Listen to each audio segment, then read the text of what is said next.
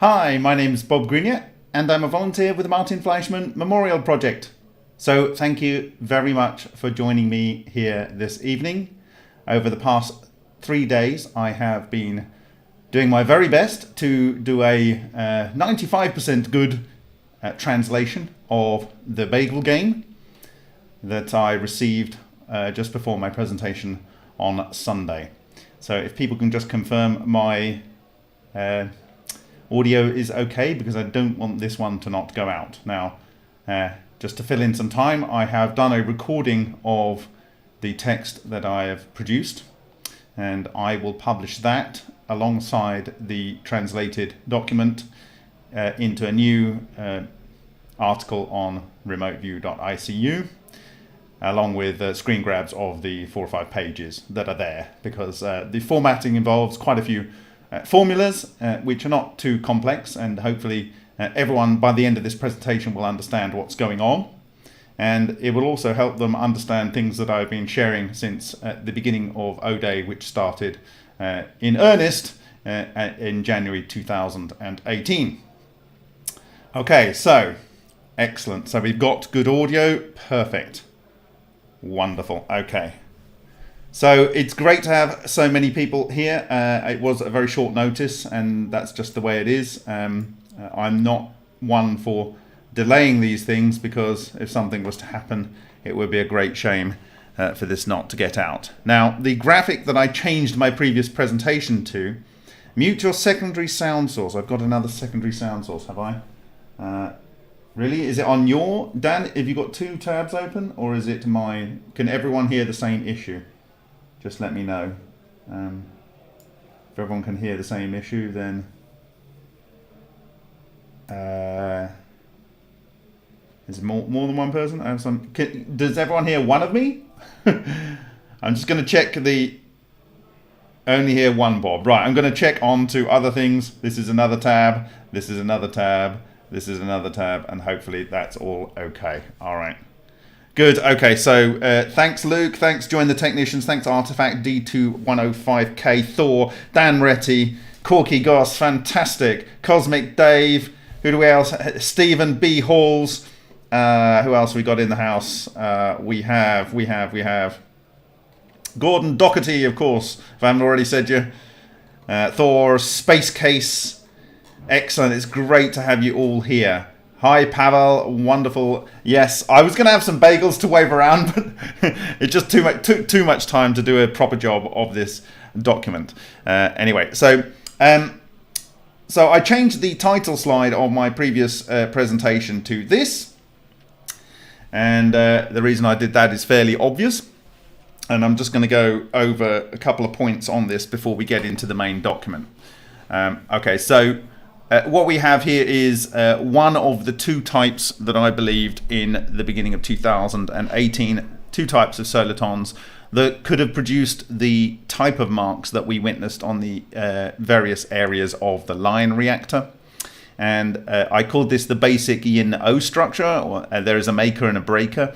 And what I said at the time was that there's a as above, so below. It's fractal, same but different, all of these different things that I said. I didn't know the structure of this, but I said that whatever it is, it would just be the same above, same below, but it has overall the same effect on its surrounding. It's just on different quanta levels. Okay, and that was published for the first time publicly, even though I drew it. This is the exact sketch I drew in the middle of the night, having had it in my... I was trying to solve for how the marks that I'd seen on the Lion reactor and in the strange radiation tracks that I observed in the middle of 2017 on Suhas Ralkar's Echo fuel, which is produced ultrasonically for about 140 to 200 hours. I was trying to resolve how these marks can be produced across different systems and what could cause it. And so this is what I came up with. And I published that for the first time along with a number of slides, in fact 1/3 of the O-Day presentation that I'd produced in January into February in Russia, because I saw a couple of presentations that I were given, and I thought these people probably were going to be receptive to what I had to say. So that was published on the 4th of October 2018. In a minute I'm going to go and pull up the cover slide for that Seek and Share presentation, because it's very relevant. It was only after I got a very good look with the Dynalite Edge microscope on the Hutchison fracture sample that I realized there were quantizations of impact marks on there, and that by combining them together it seemed logical that they were joining in with each other to make higher order D4D structures. Now the D4D is the actual observation of Bostic and Nardi, and Bostic was working from 1948, I believe, with I think 3 or 4 national labs in the US to convert the H-bomb into domestic fusion, and he was doing this plasmoid, that he gave the name plasmoid to it, research with a view to doing that. And if you recall, I've done presentations where I've showed his 1980 paper with Nardi, where they had these strike marks on film or other materials, where they had these D4D ratio torus type structures with these spokes coming out, and that's what they observed. Well, those are kind of 2D images, but what I was seeing on the fracture sample from John Hutchison was 3D bas relief type structures, which particularly in the middle and third order structures, as I could witness them, they showed the actual form of the thing that was causing it with really good detail. And so I came up with this structure, which I called a 3-level Evo building block. And I just want to clarify one thing on this, is that the first level on that, according to what we have here, is actually the second level here. So whilst this is 3 torus, okay, it's actually a 1, 2, 3, 4 according to this paper, the Bagel Game. The reason is, if you can imagine you're doing a shoulders production of an exotic vacuum object tori, and you've got something coming out here, you've got this vortical nature of the electrons in the plasma spinning round, and that effectively is creating these areas around the outside. It's not this, it's this. So this is actually a 1, 2, 3, 4 tor, and this also is a 1, 2, 3, 4 tor. This is a 1, 2, 3, or maybe 1, 2, 3, 4 tor, but this is a 4 tor, this is a 4 tor. And that makes it extremely, extremely stable. And you'll see that by the end of the document. And that would explain a number of observations that have been had in the field, which I will come to. But firstly, I'm just going to pull up the Seek and Share presentation, because I want to refer to the cover slide.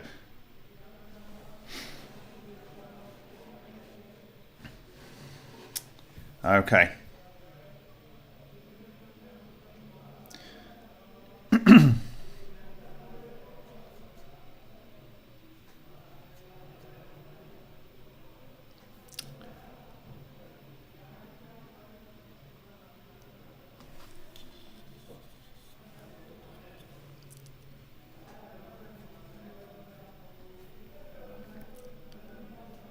So there's a couple of slides I want to pull from here. The first and foremost, which I thought was the most important thing to share, was this.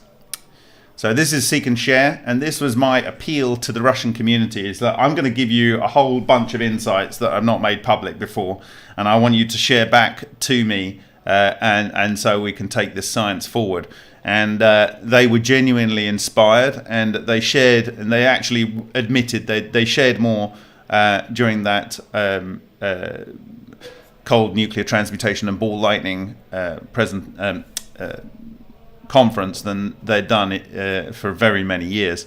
But what I'm referring to are these what the Iron Age solar symbol culture has as rock carvings, and this is in in Italy, and this is in the UK.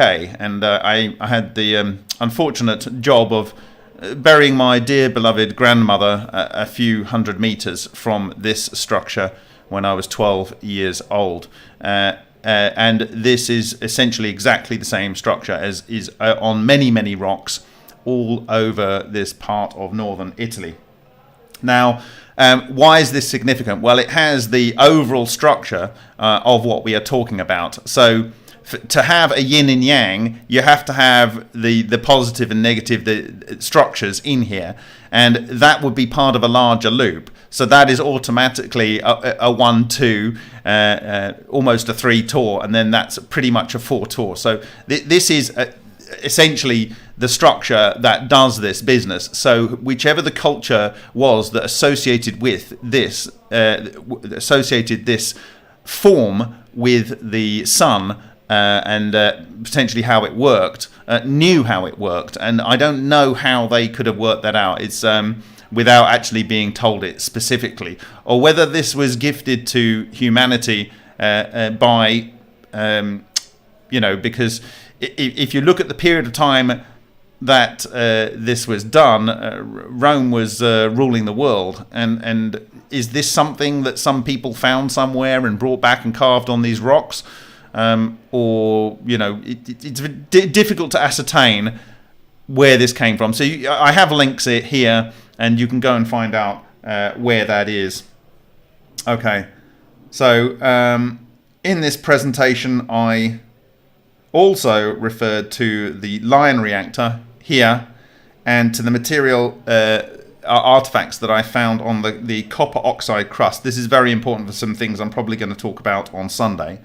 And it was this structure down here that I took an SEM of, and Alan Goldwater, my colleague in California, said, "Hey, what's going on down here?"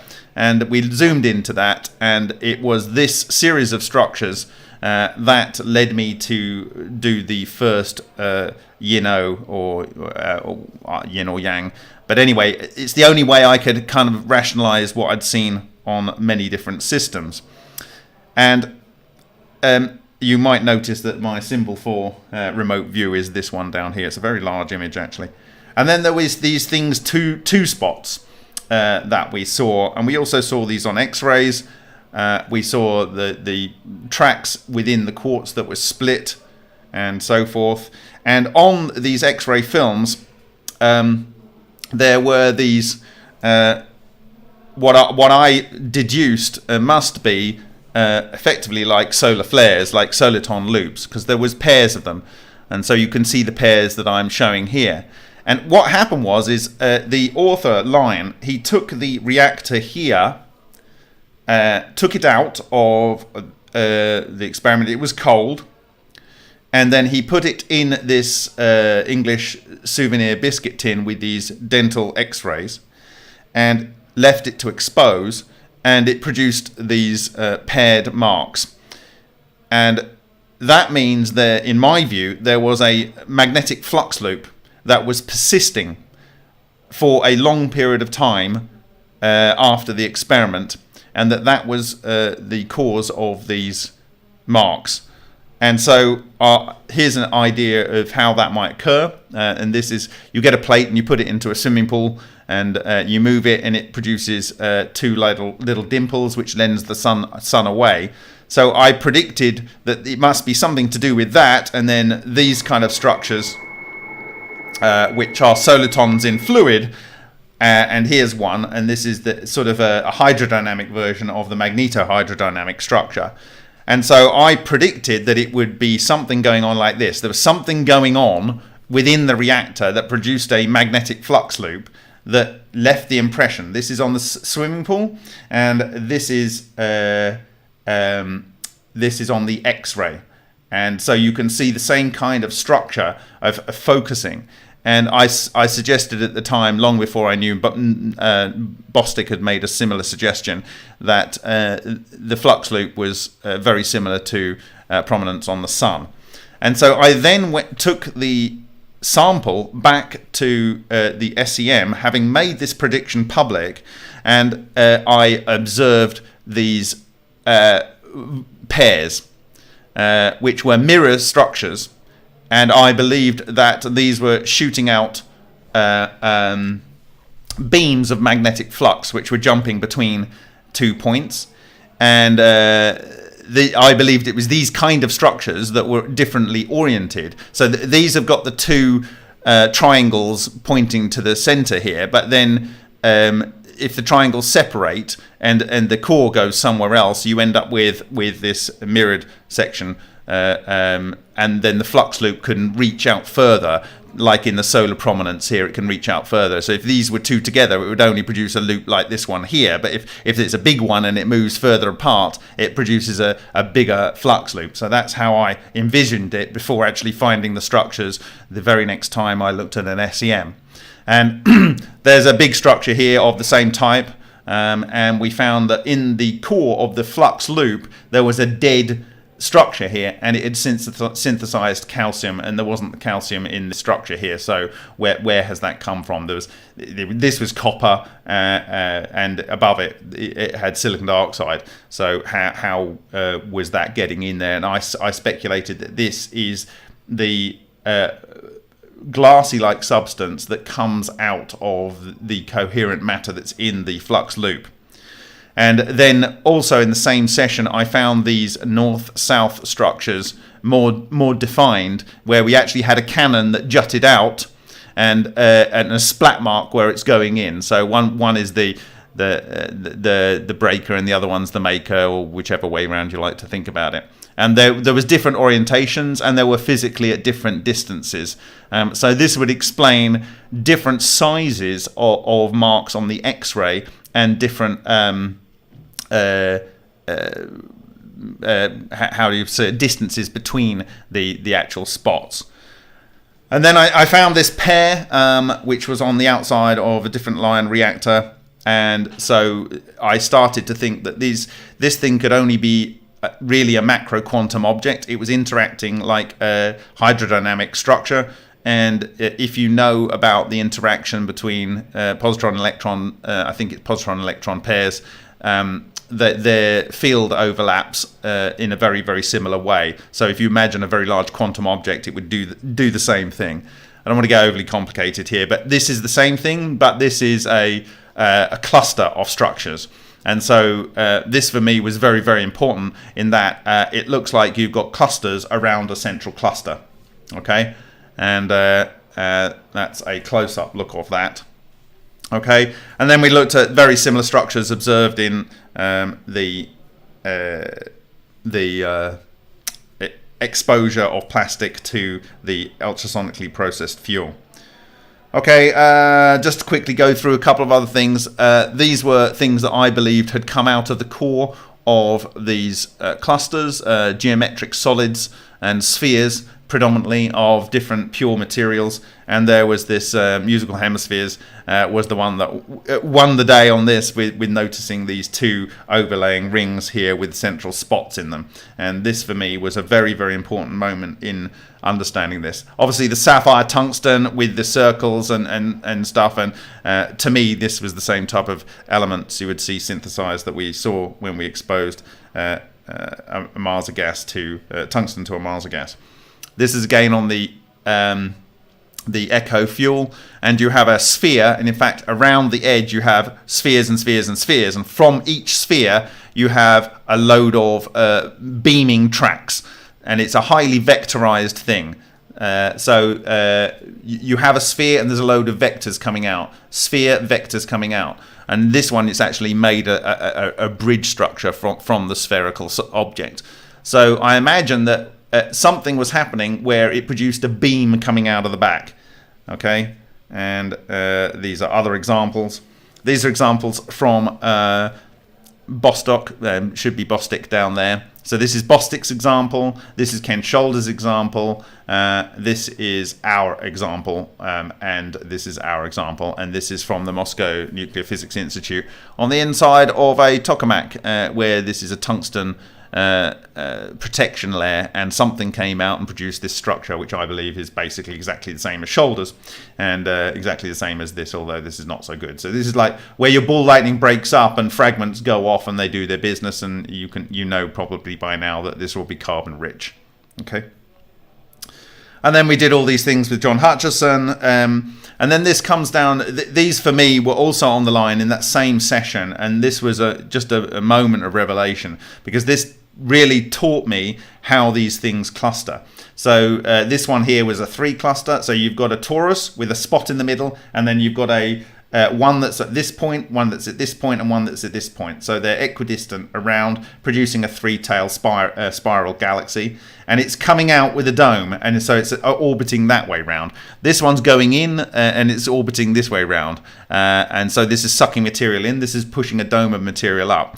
This is a circular structure, but it has one probably here and another. Sorry, one probably here and another one probably here. And you can see the material is being pulled in. And you don't see it here because it's very small. It's getting bigger as it comes out, and it affects the material further out.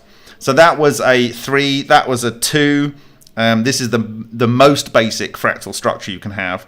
And then on this one, we had a 4-point, which was very similar to the symbols from the ancient sun-worshipping culture of Northern Europe and Europe, from Italy, that I showed you on the cover slide. And then we have a 5-point over here. And the interesting thing about the 5-point here is that if you go through, and I pause it, these weren't actual elements. These were things where the software couldn't determine what element it was in these spots.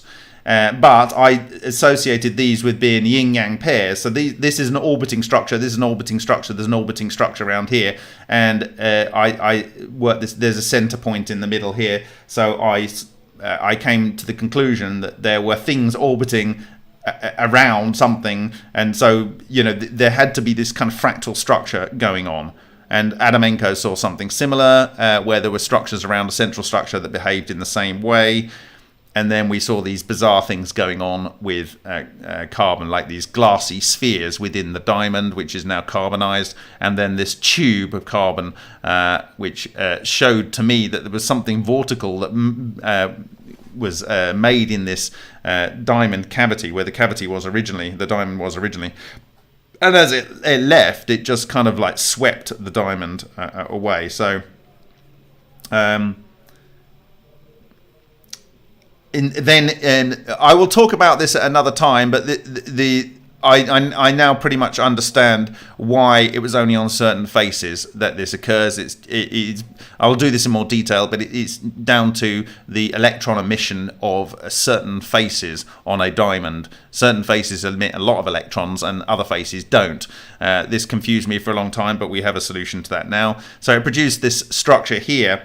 And the interesting thing about this structure was that it was highly, highly regular. So the crystal formations were spectacular. And this is in nickel, but the nickel was nowhere near its melting point. So something else had to be happening. But also, specifically, the structures on here, there was a South Korean company, and in unbelievably difficult to attain environment, they managed to achieve something not quite as good as these things that were just being created by the Lion very, very readily. So there had to be something more fundamental that was able to organize matter, and this is long before the Vega Valley. So we produced this thing called the Lion Nebula, which is a close-up look. I've got this in extremely high resolution. This will be a poster one day. But the interesting thing is it looked like these spheres had appeared in free space and wetted together. The only way I could explain this was that something was capturing material, it was being coherent, and then for some reason that it decohered, and it instantaneously brought the matter back into 3 space. And so that's how I envisaged how these things would occur. The other thing is that I believe that in different levels of quantization can have a different density of matter in there. So, and the way you look at elements on a something like this, if it's dark, it's a lighter element. This is a mid element. This is nickel, and then there's this very much lighter element over here. But it's actually, and you can't see it because I'm covering it up. It's over here, where my mouse is now. Over here. So this is carbon, this is nickel, and this will be a lighter element, but it's on a node. It's on a node, which means there was a structure on here that was different density within its coherent structure when this coherent structure collapsed. Okay, Then it came to the real meat and potatoes was this jewel in a line reactor. And we now know that this is the field shape that comes out of one of these structures, and it protected it, but also it covered it with the yin-yang structures, and it shielded it from all of the heat and the radiation that otherwise caused the rest of the quartz to go this greeny brown stuff. It went rose quartz, and I explained that is because a specific type of radiation had to have been exposed to it with the temperature domain to create that. So this was actually like a Star Trek shield, and looking it under the microscope, we saw these yin-yang structures both on the Lion 2 quartz and on the fracture sample from John Hutchison. And this was the first time that I really realized that when Ken Shoulders said exotic vacuum objects can form a mesh and skin over a surface, this is what it does. This is what it does. So you see this skin, yin-yang skin, and you've got the yin-yang skin, and this is the edge. So what this is that I've popped this jewel out of here, this quartz jewel out of here, and there's an edge, and I'm looking at this edge, and you can see that all the way down the edge you also have the yin-yang structures, and you've got this semi-hard edge and this structure here. Okay, and so this for me was what gave me the original in my mind. When I saw this is made in 2007, this is made in 2017, completely different authors. Neither of them at the time that they handed these samples to me knew that I would find these on there, and this is what gave me the basic Evo structure, which, as I say, is an as above so below structure. And then I recognize something like this because you've got the overlaying of one, and then if you have multiple overlaying, you end up with the structure, which is supposedly cut with some sort of coherent technology on the Temple of Osiris in Abydos, Egypt. And I recognized this immediately as this, and I actually had my hand on this when I was 18. I was fortunate enough to go to Beijing before there was any cars there, and the silk market actually had silk for sale, and it wasn't skyscrapers. But this is, for me, the structure of ball lightning, and that's what I said to the Russian community. And so then sorry, not that one. Give me a second. I'm on the wrong image here, so give me a second.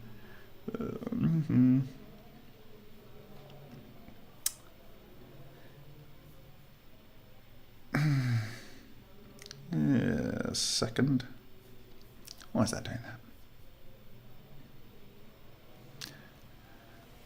I then said to the Russian community, how about this message that was sent out in 1974 using this radio telescope in South America, which now doesn't exist, telling the universe who we are and what we are, and the fact that on the Chilbolton Observatory in the UK in 2001, they had this message that came back, and down the bottom it had the method by which the message is supposed to have been sent, whereas we showed radar, they showed this thing. In the previous year, almost a year sooner, they had shown this structure.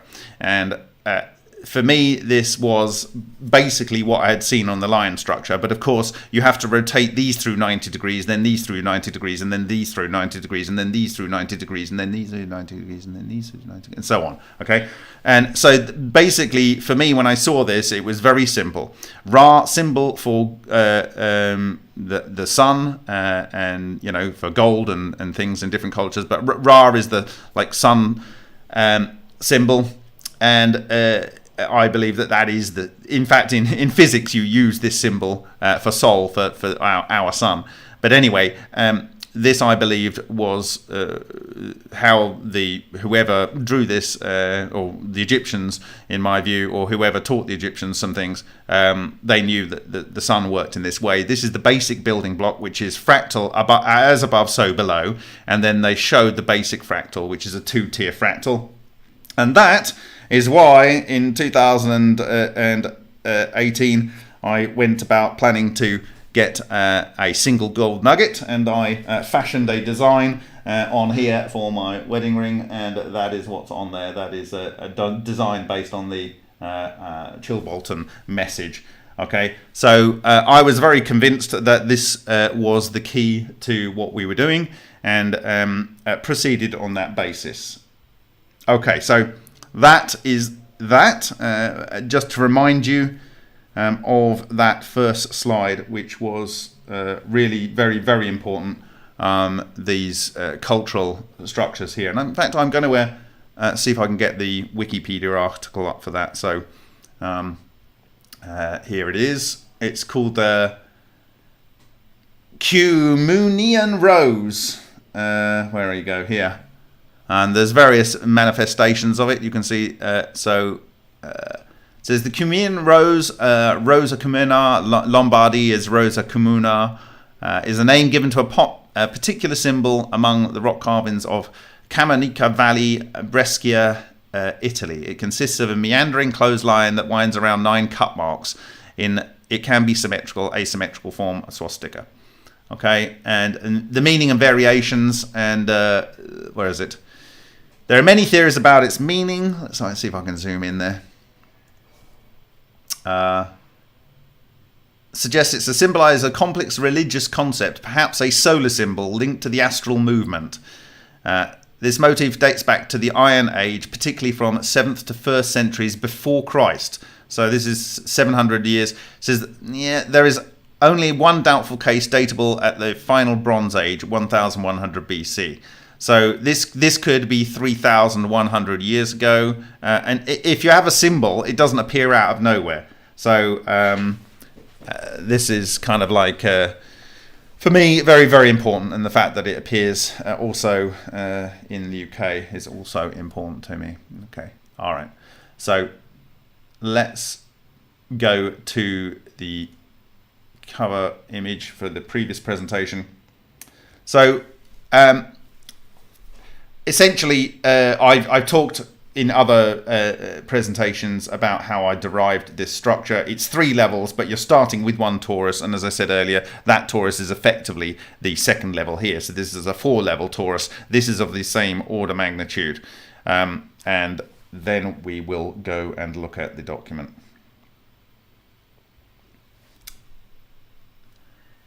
Okay.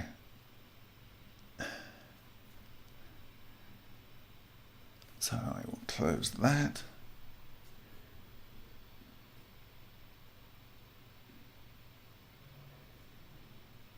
No, I'm going to leave that there. Okay, all right.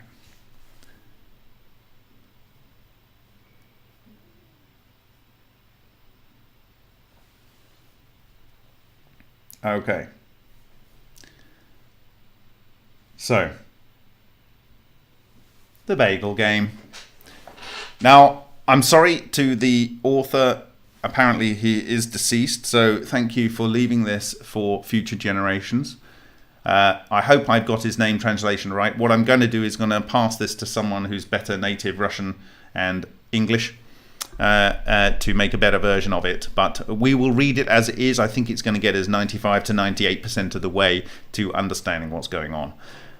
The Bagel Game, V.E. Zverblis. Some things, the existence of which cannot be proved or considered probable, but which, precisely because pious and conscientious people treat them as something that really exists, come a little nearer to being able to exist and be born. HSBC, The Bead Game.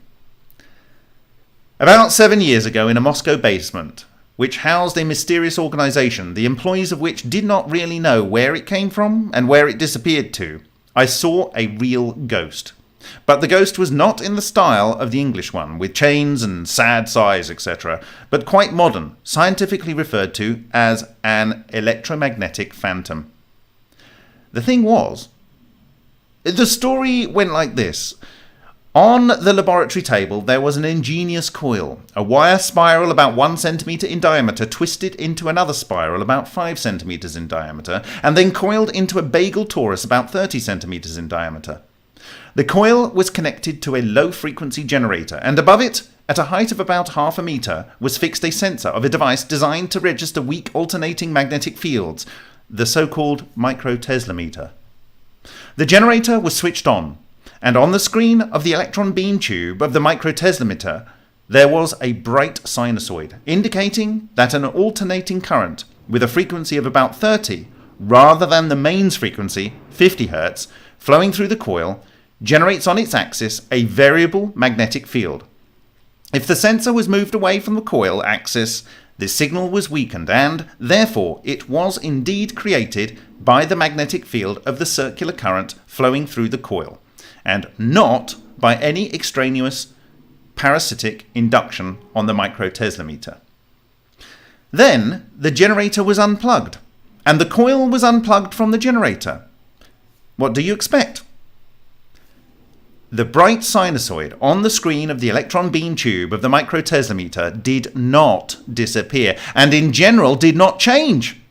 And, as before, the signal weakened if the sensor was moved away from the coiled axis.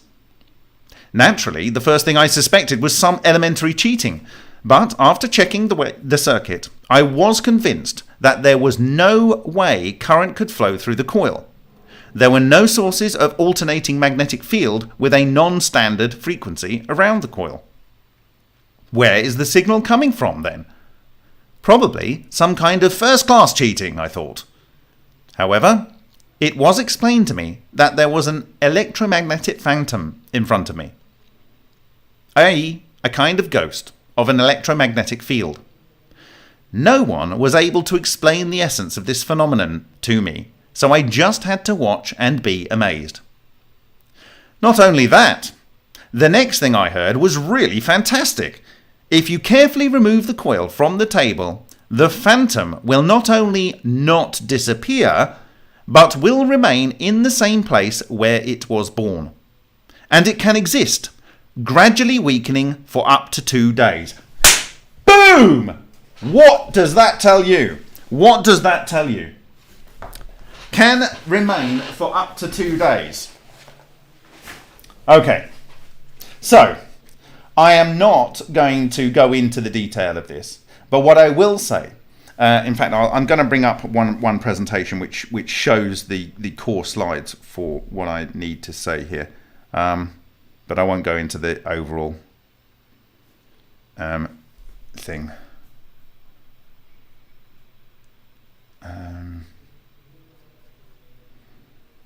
He says 2 days. That is very, very significant for 2 reasons with 2 other research products.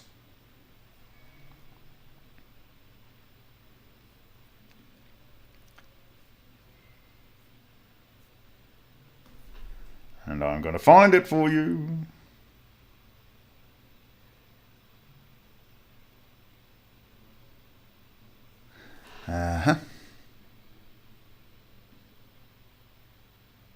Okay, give me a second. Hold that 2 days in your mind.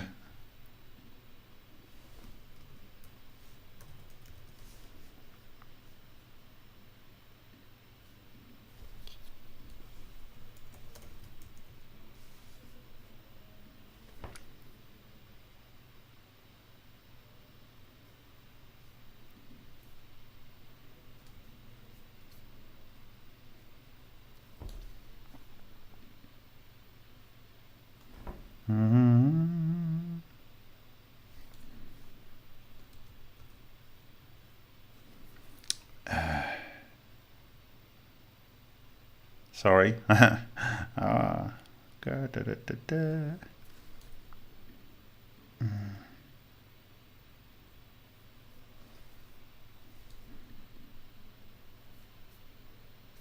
Okay, here we go. Right. Yes, here. So, why is that important? It's because of the work of Leonid Orytskev. If you recall, he had a foil titanium in a water chamber, in distilled water, and then this explosion chamber. And outside of that, ball lightning was formed. Okay, and this is a mirror, so you can see a top-down view as well as a front-on view. Okay, now a few milliseconds after this broke up into small ball lightnings that came off, and so he's got shots of that in this paper. Okay, this paper down here. He also saw strange radiation tracks, and he also saw these kind of typical plasmoid tracks. But the interesting thing is 0.7 of a meter, he had 2 pieces at 90 degrees from each other of iron 57 sheet. And on the back side, he had with one in one aspect a north of the normal magnet on the back side, and on the other one a south. And he found that the magnetic fine moment of the iron 57 nucleus was shifted compared to control one and other way, depending on which one had the magnet on north or south. Also in this paper, he said that this changing of the magnetic fine moment of that iron 57 nucleus started to fade away after about 2 days. 2 days. We have 2 days and we have 2 days. Right. That is not the only only thing. We have another author, another Russian author, the Moscow Nuclear Physics Institute, and he is called Bogdanovich. And Bogdanovich was doing something very similar to the way Suhas Ralka was producing his nickel foil for his Echo reactor. And it's called a plasma flow discharge. So you have a water flow and you do a discharge through it and you create long-lived plasmoids. He also saw these soliton-derived birdies. But the interesting thing was, in later work, he published in 2019 this long-lived plasmoids paper. And two objects they caught on video on a repeatable basis. And here's one.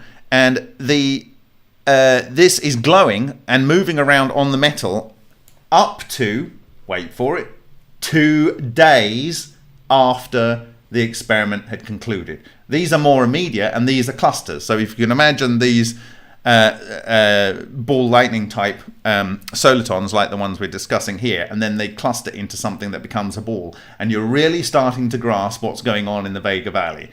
This is a small one, and if you got more and more of these clustering into a bigger ball, you can imagine that they would skin an object and so on. But anyway, what you are seeing therefore is something in each case that is lasting for 2 days, and that's quite a specific amount of time. And these are how long it can last without further stimulation.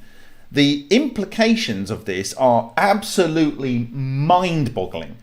I can, and I will probably discuss some of these things on Sunday, but it suggests that you could just give something a nudge, create one of these structures, have it stimulated in a certain way, and it might produce light for 2 days. Okay? You know, very quickly, you could get something like one of these coils in a envelope which had xenon in there, and you could have some of this Kerala sand in there producing ions, and then if you created something in the center, then it might then build the energy using the ions, build a ball lightning, and then it just self-runs. You actually may never need to stimulate it, because according to Ken Shoulders, all you need to do is feed it electrons. Well, this would be feeding it electrons by way of the xenon ionization. So, you know, might have an eternal flame. Anyway, that's when you understand that this is what this can do, it becomes mind-boggling, the applications, just absolutely mind-boggling. Right, okay. So that's kind of what I wanted. That's what I wanted to say at that point with the 2-day observation. We now have a structure that can last for 2 days. There's one other point I want to make here. People didn't know why, and you can see this on our Vega experiments, why when you turn off the experiment, you turn it on again, the balls of fire, these ball lightnings, appear in exactly the same place. Well, if you have the ghost there, ready to cohere and organize the material, then it would immediately produce, it would instantaneously go back into the same place. Because all you're doing is you're re-exciting the ghost that's already self-organized and structured itself into that position. Okay? So it's not just that. You also have whatever the ball lightning has done to its environment. It does it in such a way, and I've talked about this before. It's making the valley to live in. It's making this valley to live in. And the structure that's in there is the absolute 100% optimum structure for producing the structures of the ball lightning. It's making the emitters that keep it alive, if you know what I mean. It's making a lovely home for itself. Okay, so when you understand that, it's not so complicated to see how these things can reappear in the same place. So those are 2 points that I wanted to make at this point in the presentation. Okay, all right.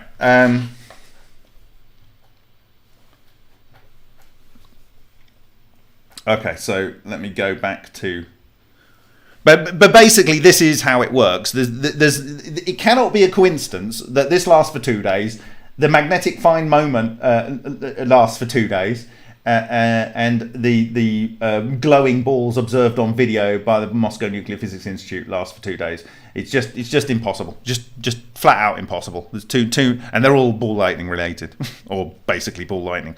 Okay, so back to the story of the day. Where did we get to? We got to 2 days, didn't we? Got to 2 days. Where was that? 2 days. Okay, I'm going to just go back to the previous part. Not only that, the next thing I heard was really fantastic. If you carefully remove the coil from the table, the phantom will not only not disappear, but will remain in the same place where it was born, and it can exist, gradually weakening for up to 2 days.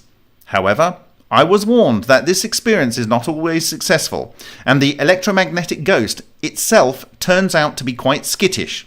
It can be destroyed by an electric discharge produced nearby, or you can simply sweep it off the table with your hand. I couldn't take it anymore. I shrugged my shoulders and kept a benevolent smile, though I wanted to twist my finger at my temple. And I retreated without waiting for the end of the demonstration of what could not be, because it could never be. I still deeply regret that I didn't have a little more patience and curiosity at the time. Geometry of electromagnetism. I did not believe in the existence of the electromagnetic phantom, although I saw it, if you can say that about an invisible ghost, with my own eyes. However, emitters of toroidal shape have long been of interest to me as possible sources of asymmetric electromagnetic fields. I assumed that such fields would have an increased biological activity. See Chemistry of Life, 1980, number 12, pages 81 to 87, and wanted to check this assumption experimentally.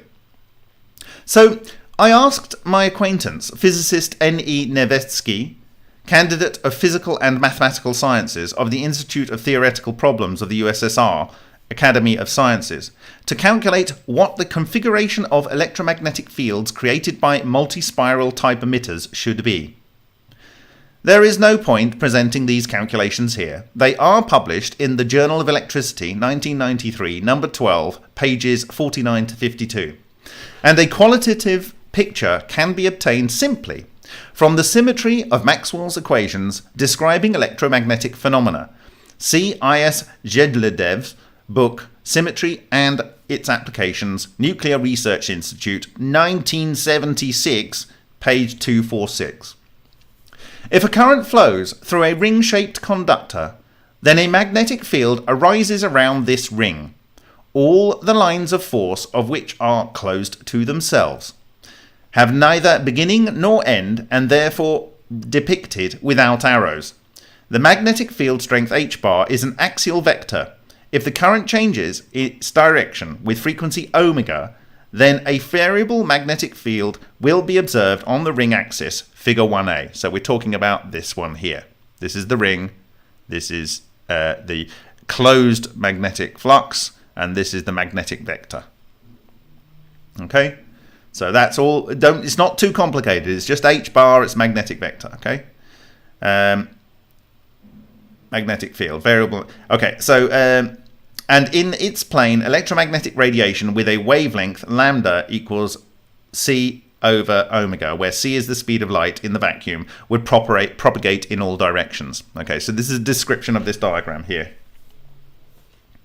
Such a ring can be considered the primary element from which toroidal emitters of any complexity can be constructed. Therefore, for convenience, we will call such a ring a torus of the first order, or 1 torus. This is a 1 torus. Okay. Figure 1. Electric and magnetic fields of toroidal emitters of different degrees of complexity. A. Torus of the first order, 1 torus. Okay. So there's electrons spinning around here, and this is producing the magnetic field with closed lines and the magnetic vector. Okay.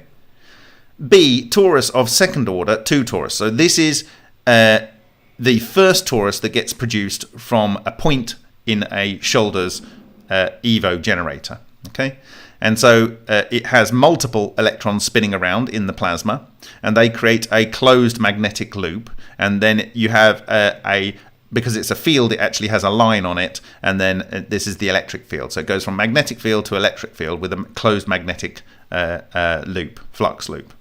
Okay. C, torus of the third order, third torus. So you have your magnetic flux loops arranged around producing a closed electric field, and then you have this same structure as here. And these are in phase. This is 50% out of phase, you'll see. Okay. Electric field lines is shown in red, the magnetic one in blue. Identical one toruses, i.e. simple conducting rings through which alternating current of the same frequency flows. Let me just get my mouse onto the right one. Okay. Flows synchronously and in phase can be assembled, like from parts of a child's construction set, into a torus of the second order or a two torus. A ring-shaped magnetic field will arise and disappear inside such a real torus, and an alternating electric field with the same frequency but with a phase shift of lambda divided by 2 will arise and disappear outside it. That might be pi divided by 2. That might be an error. I just need to check. It is significant that all the lines of force of the external electric field of the two torus turn out to be closed in on themselves, like the lines of force of the magnetic field of the one torus, figure 1b, but depicted by arrows. The electric field strength E bar is a polar vector. So you actually have these having arrows, so it's a polar vector, whereas the magnetic flux is not. Okay. Now, if a torus of the next order, a three torus, a supertor, so to speak, is composed of two tors, a ring-like magnetic field will arise and disappear inside the one tors and will be formed with frequency omega. A ring-like electric field with plus or minus pi divided by 2 phase shift inside the two tors, and a magnetic field coinciding in phase with the magnetic field of the one torus again outside the two tors, figure 1c. So the magnetic field that you have in here, and then that turns over and becomes here, you have an overall magnetic field, and these two are in phase. Okay, and then you have this electric field trapped in there. Okay. Nevesky paid attention to a very interesting feature of such complex tori. When passing from a torus of one order to a torus of the next order, the external magnetic field H bar is each time replaced by an electric field E bar, and vice versa, forming the sequence H bar 1 goes to E bar 2, goes to H bar 3, goes to ... goes to H bar 2n plus 1, goes to E bar 2n plus 2, goes to H bar 2n plus 3, goes to ... When n can increase from 0 to infinity, and each time the transition from H bar to E bar and from E bar to H bar can be made by exactly the same kind of substitutions to the equations describing these fields. In other words, the sequence of uniformly complicating toroidal geometric structures and the configuration of the electromagnetic fields generated by them form a kind of mathematical recursion, indicating an explicit connection of Maxwell's equations with pure geometry. Namely, since Maxwell's equations are invariant with respect to the Lorentz transformations, which in turn underlie the theory of relativity, the discovered pattern indicates that space-time has the same geometry as the n-tor in which n tends to infinity. Space-time has the same geometry as the n-tor in which n tends to infinity. He's saying the structure of the physical vacuum is this structure. Such an n-tor has one very interesting feature. Any small part of it is indistinguishable from any large part of it, as above, so below. Such self-similar structures, that is, structures in which the part is always equal to the whole, are called fractal, and spontaneously arise during processes of very different physical nature, be it a lightning strike or the formation of a crown, or the formation of a tree crown. The principle of construction of the simplest two-dimensional fractal is shown in Figure 2. The same way three-dimensional fractals, like the channel of linear lightning or the crown of a tree, are constructed. But NTOR is apparently the only possible three-dimensional fractal which fills space without any residue in such a way that there are no inhomogeneities or isolated branches in it. It's the only fractal that can fill space-time. The only fractal. It has to be this. It can't be anything else. That's it. It has to be this. Okay? And that is why I believe we were sent this image. I believe we were sent this image.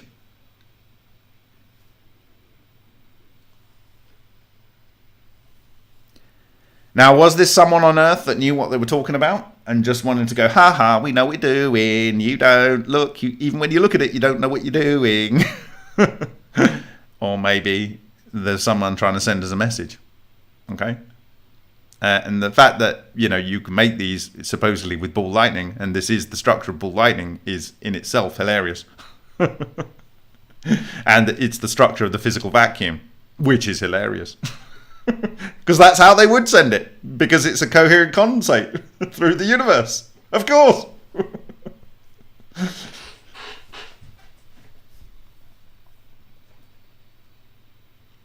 Okay. Figure 2, the principle of constructing the simplest two-dimensional fractal, a structure in which the largest is indistinguishable from the smallest. So, like I say, I prefer this one. I think this is a better example than the one he's chosen, but it's his paper, so he's got what he's got here, there, right? So you got your triangle on the face of this, you get two triangles, and on the face of the faces, you get triangles to infinity. But this will not fill the physical vacuum. Okay. Maxwell gives the go-ahead. All this is, so to speak, pure theory. But practically, we can make a toroidal emitter of any order only by twisting it from one whole piece of wire, the ends of which are connected to an alternating current source. Therefore, the electromagnetic field of each next order torus will be superimposed on the field of the previous order torus. Figure 3. Electric and magnetic fields are spiral toroidal emitters. A. This one. Spirals of the second order, 1, 2 torus.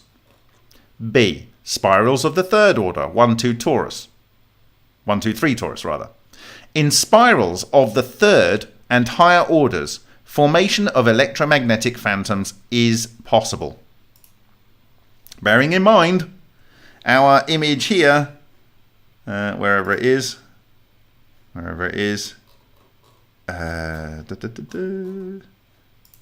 this here, if I can get it. Am I still showing my picture? Sorry, I didn't show you your image. There we go. I was just reading this. Anyway, you'll have the paper tonight anyway, or fully translated.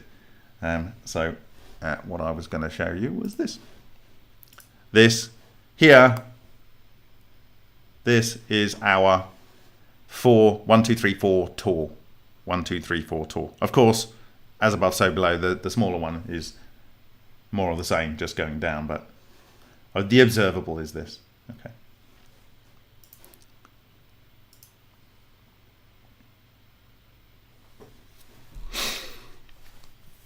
Thus, a wire spiral coiled into a two-tor will create a field combining features of the 1 and 2 tor fields. Since the 1 tors forming the 2 tor are connected with each other. Figure 3a, this one here. So you have something combining both. So you've got the electric field here, okay, and then you have this magnetic field and that magnetic field. So you've got the flux loop even on this 2 torus here, okay. Accordingly, a 3-Tor made of wire will create an electromagnetic field combining features of the 1, 2 and 3 Tors, figure 3b, and we will call it a 1, 2, 3 Tor, and so on. Okay, so you can see it. You've got a magnetic flux loop going through there, you've got the magnetic flux ring here going around, and then you've got the overall magnetic flux, and then the electric vector there, and there's an electric vector in the center. Okay. The coil, which I was shown, and in which the ghost of the electromagnetic field arose, just represented a 1, 2, 3 Tor, and in it could arise the variables E bar and H bar with closed field lines, shown in figure 3b, this one here. So you've got closed field lines here, and you've got closed field lines here. Okay? All right. This solves the mystery of the electromagnetic phantom. According to the law of electromagnetic induction, a decrease in H bar is accompanied by an increase in E bar, and vice versa, with a phase shift of pi divided by 2. In a normal electromagnetic wave, the vectors E bar and H bar are perpendicular to each other, and therefore electromagnetic energy is carried along the line perpendicular to the plane in which E bar and H bar lie, the flux density of which, that is, the amount of energy carried per unit time through the unit area, is P bar equals E bar product H bar, where P bar is the polar vector called the pointing vector. Okay, so what is it? This here is the pointing vector, okay? Oh, it doesn't do this scaling properly, does it? Okay.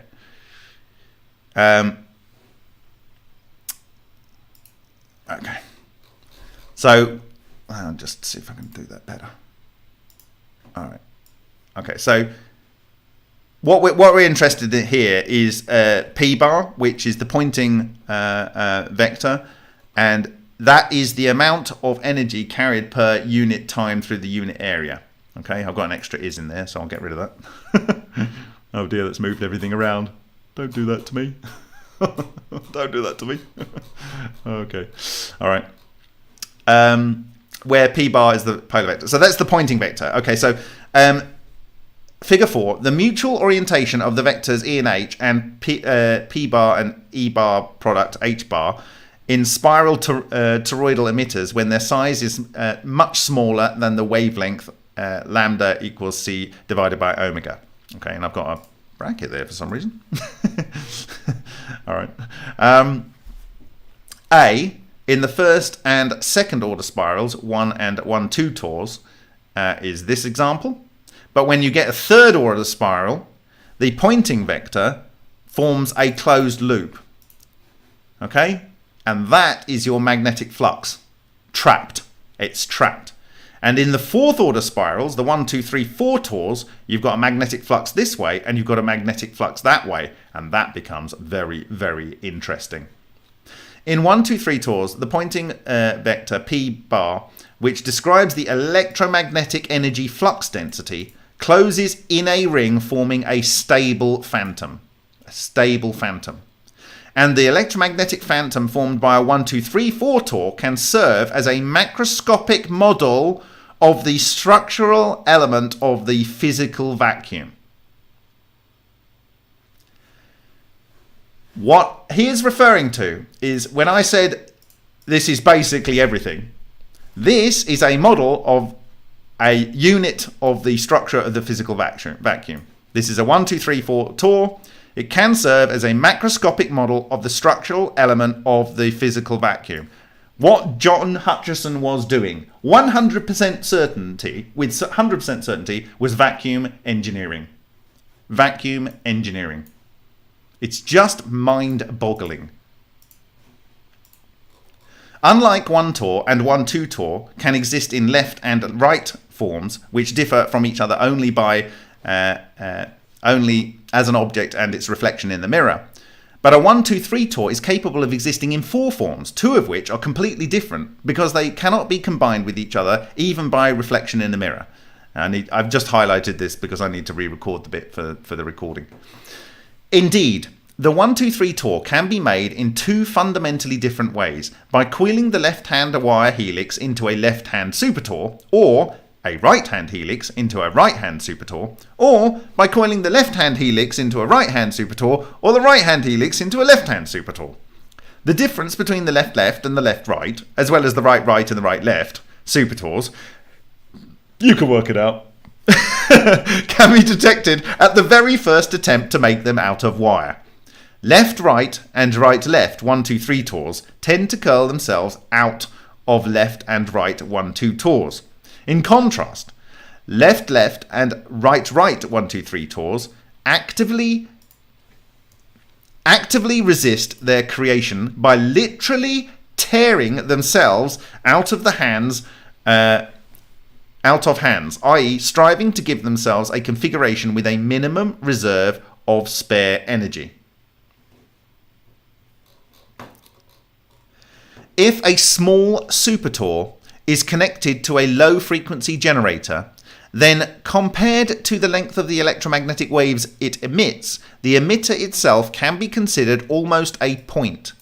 Thus, the size of the supertor I saw in the basement was relative to the wavelength about the same as the size of the medium-sized molecule to the diameter of a ping pong ball. So I thought it was a ping pong ball size thing that he had made. Maybe it is, I don't know. But he's saying that the supertor that he saw, not a supertor, but a supertor that he saw, in electromagnetic terms, was equivalent to a fairly large molecule, I don't know, something like benzene, to a ping pong ball. And so therefore it's essentially a point relative to the wavelength of the 30 hertz that was being driven through it. Okay, so there's more flexibility with design, guys.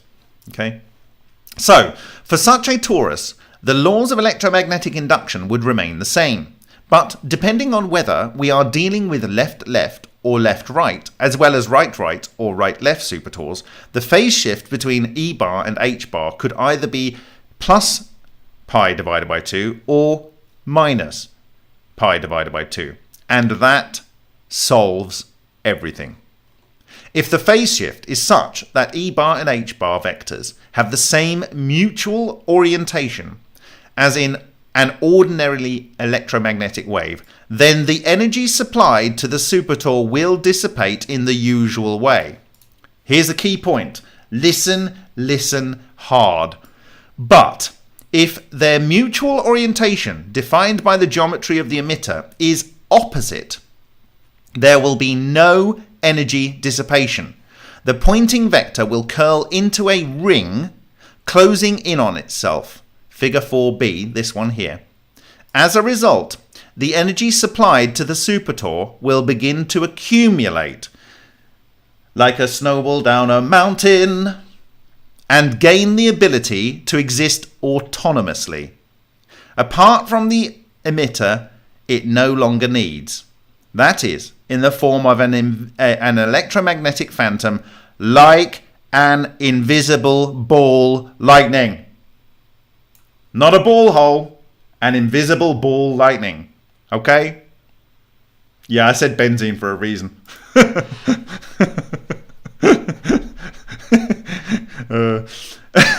Okay, as a result, the energy supplied to the supertor will begin to accumulate and gain the ability to exist autonomously. Apart from the emitter, it no longer needs. That is, in the form of an electromagnetic phantom like an invisible ball lightning. What we observe in experiments is you can drive them, you can drive them, you can drive them. Nothing happens. Nothing happens. You drive them, you drive them, drive them, and then suddenly everything happens. Why? Why? Because you get to the point at which the coherence happens, and it is so the strength of the trapped magnetic energy is sufficient to basically disrupt anything, absolutely anything. Okay? And what do I mean by that? Well, if we go back to our structure, this one here, that we observed on our Vega Valley, and we've observed ones of different sizes and different numbers of units around there. This is the highest resolution I have because I caught this on the video until I realized these were in there by reviewing this. I didn't see the others, but I'm going to go back and get much better quality SEM images of other levels of quantization.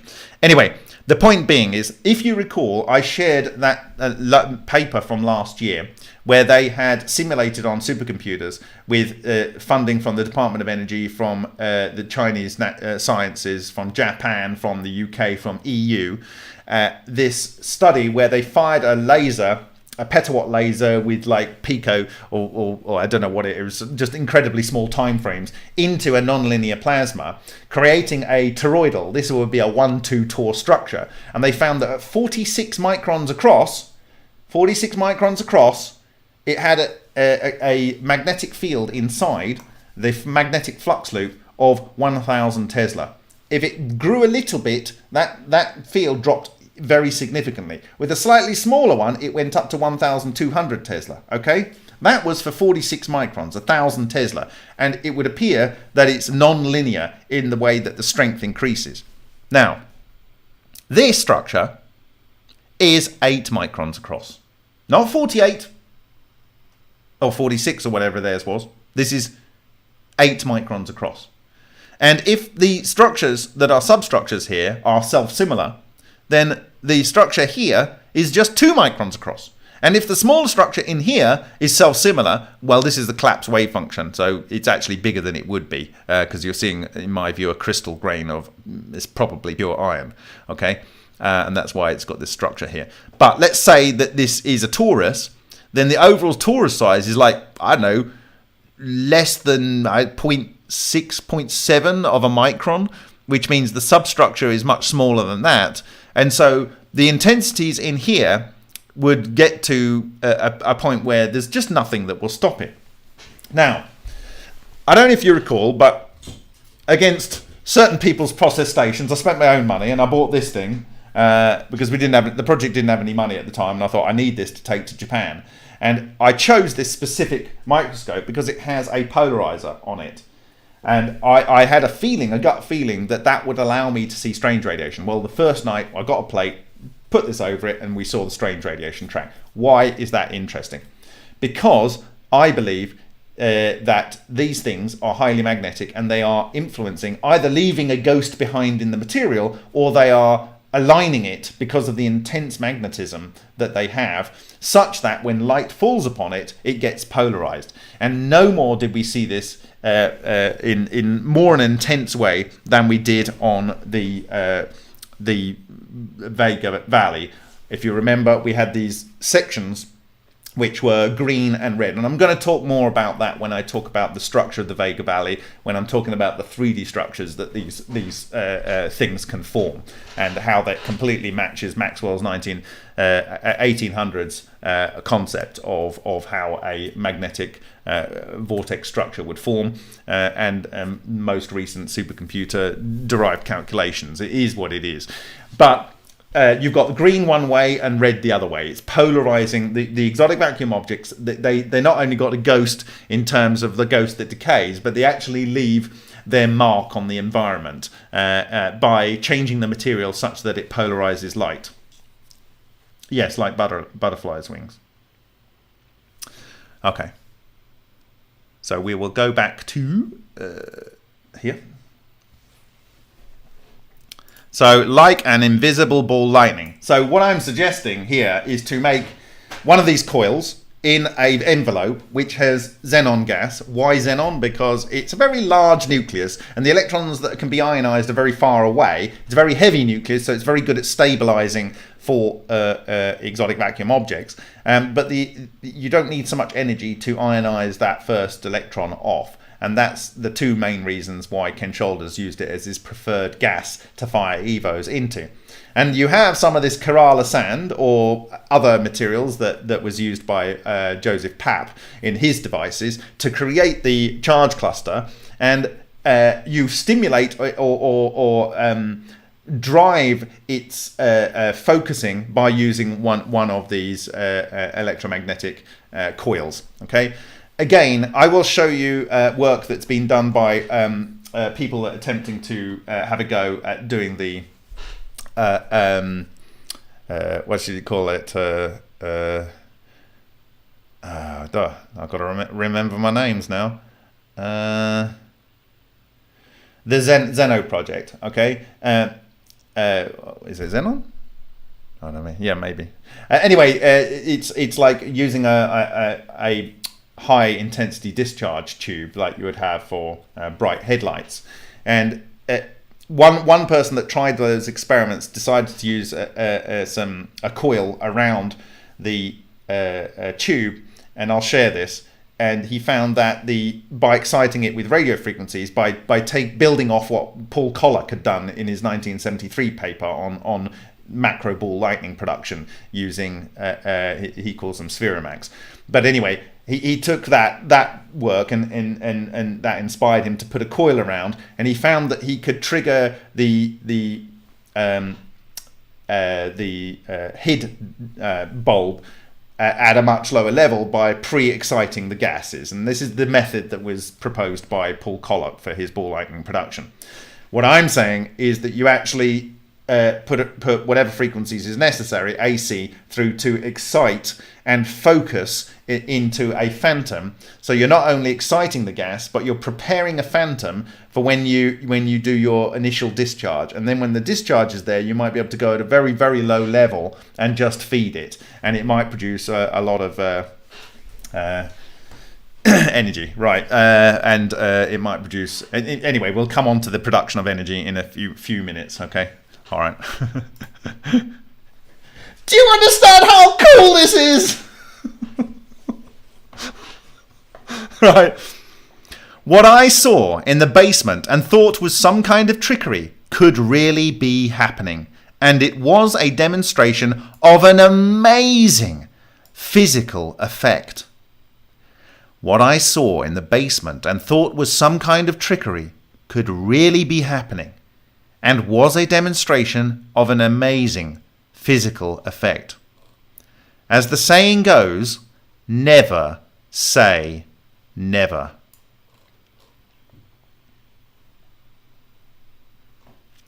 Fields, molecules, stars.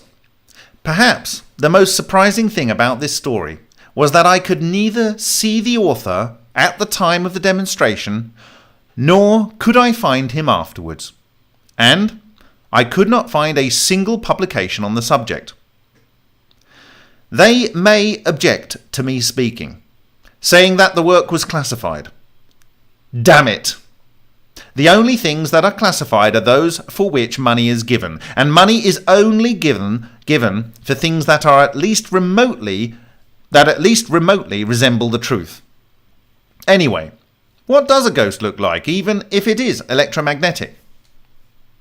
In any case, I have often told physicists who think quite open-mindedly about this effect. And guess what? My story did not even meet with polite interest. If you want to know why this hasn't been taken up, is because he's speaking to people who are capable of understanding it, and they couldn't be even polite enough to be interested. This technology hides itself because of its sheer unbelievability. However, he's shown the phantom. We know ball lightning exists. Now, we're not living in a world where you can't repeatedly create these things. And we know how to make it. We know how to make it. The Vega Valley made it. That is this. This is a 1, 2, 3, 4 torr. It's equivalent to the structure of the physical vacuum. This basic unit. This is a 1, 2, 3, 4 torr, collapsed wave function. This is a physical manifestation of what he was trying to build here. This, they're the same. This is trying to create a shadow of itself. This is derived from a physical strike mark and strike marks on Hutchison samples, which were doing all of the weird stuff you would expect if you were messing around with a vacuum that holds everything together. And this is the aftermath of a structure which is incredibly stable. We know it's stable. We know it's stable because the ball lightning from the exploding foil in Rutskoff's experiment then went into little balls, but 0.7 of a meter weight. So it came through the device and then 0.7 of a meter away, it actually interacted with a iron 57 foil. So we know that this is stable for long periods of time. We know it's stable for long periods of time because Bogdanovich has shown that it's on glowing for 2 days. For 2 days. Okay?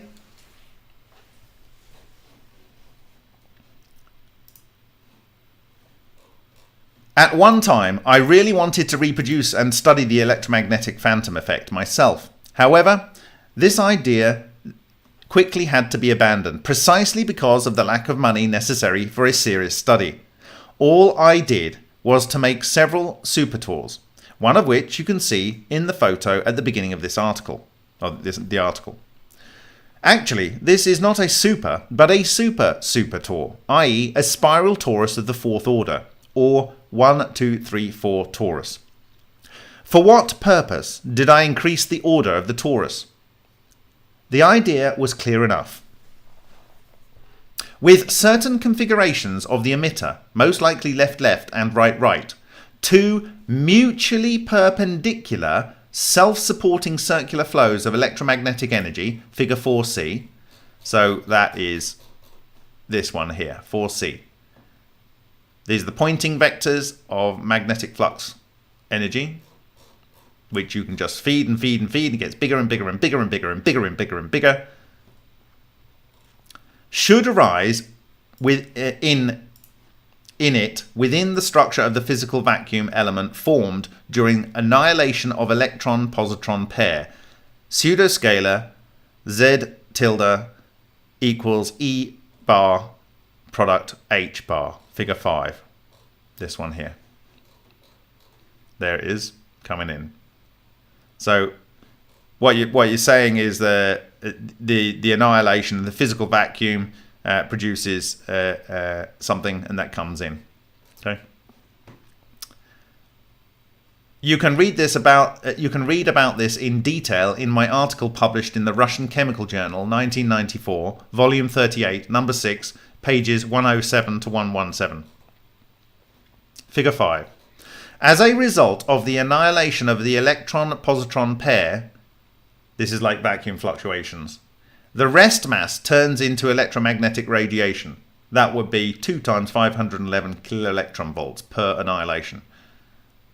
But since the electron and positron have a spin s bar and a magnetic and electric dipole moments m bar and d bar, oriented in a certain way relative to each other, then where the annihilation occurred, there is also a chargeless electromagnetic field Z tilde equals E bar product H bar, having the density of the energy flux.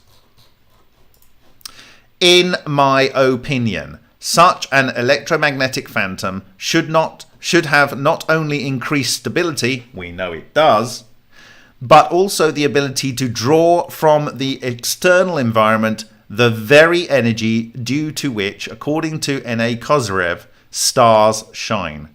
See Chemistry of Life, 1994, number 7, pages 9 to 17, and which serves as the driving force of all processes of self-organization of matter. By the way, the configuration of the electromagnetic fields that arise in a super-super-tor, a 1, 2, 3, 4 tor, is very similar to the configuration of the fields created to contain the plasma installations for the study of thermonuclear fusion. Bostic was trying to take from 1948 on Department of Energy funds, classified initially, the H-bomb and make thermonuclear fusion into a practical energy source. What did he discover? He discovered plasmoids.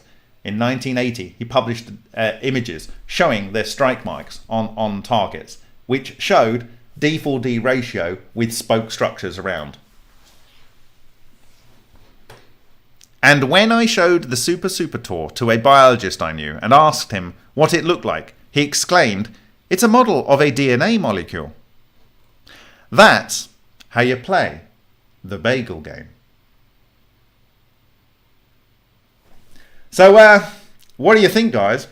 I think it's a pretty special moment in history, to be honest. he couldn't get anyone to bite. And that's a person that initially thought it was all a con. And then he realized by speaking to someone who really should know the maths that this was physically possible. And in fact, it's the only thing that's possibly capable of filling the physical vacuum. And that, in its own way, it should be able to harness what's sometimes called zero-point energy. He didn't have the pleasure of actually seeing what they can do. Being able to synthesize ball lightning and watch what it does, how it consumes material, and the aftermath. I can die happy.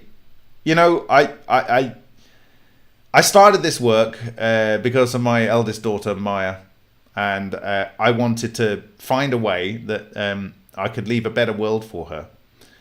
And energy is the thing that underpins everything. All wars, all standards of living increases are due to energy. And what we are looking at here, I believe, is the key. I believe it is the same thing as the Ankh. It is the key to all hidden knowledge. All of it. All of it. All of it. All. You know, NASA, they're saying that they've got this lattice confined fusion. It's not. They're doing exactly what was done by Bogdanovich when he showed these birdies, and the birdies are doing the work.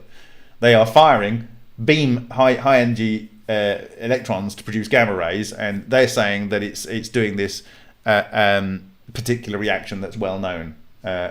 Is it Oppenheimer Phillips? I don't know, but anyway, it's a well-known reaction. But they don't have proper neutron detectors. If they did, then I'm not sure they would see real neutrons. If they had like a bubble detector or indium or gold or whatever, I don't think they'd see neutrons. They're seeing phantoms that appear in electromagnetic equipment, which was identified by Matsumoto in 1995 and published in 95, and we observed it in our glow stick 5.3, 5.2, 5.2 with Alan Goldwater in California. So it can fake these neutron-like events if you use electromagnetic equipment to see them. So I'm not saying they're not getting fusion. I'm just saying it's not happening the way they're claiming it's happening. And I don't know whether that's deliberate because they don't want you to understand this, but this is how it works. It cannot be anything other than this. It can't be. You know, when you have only one thing that satisfies Maxwell's equations, right? That you observe the strike marks for. It does all the weird stuff, including transmutation and everything else. And it's end-to-end consistent. It can only be this. And it is ball lightning. It is ball lightning. It's ball lightning. The Department of Energy has always been, and the military have always been interested in ball lightning. So there we go. Okay, I'm going to read your comments now.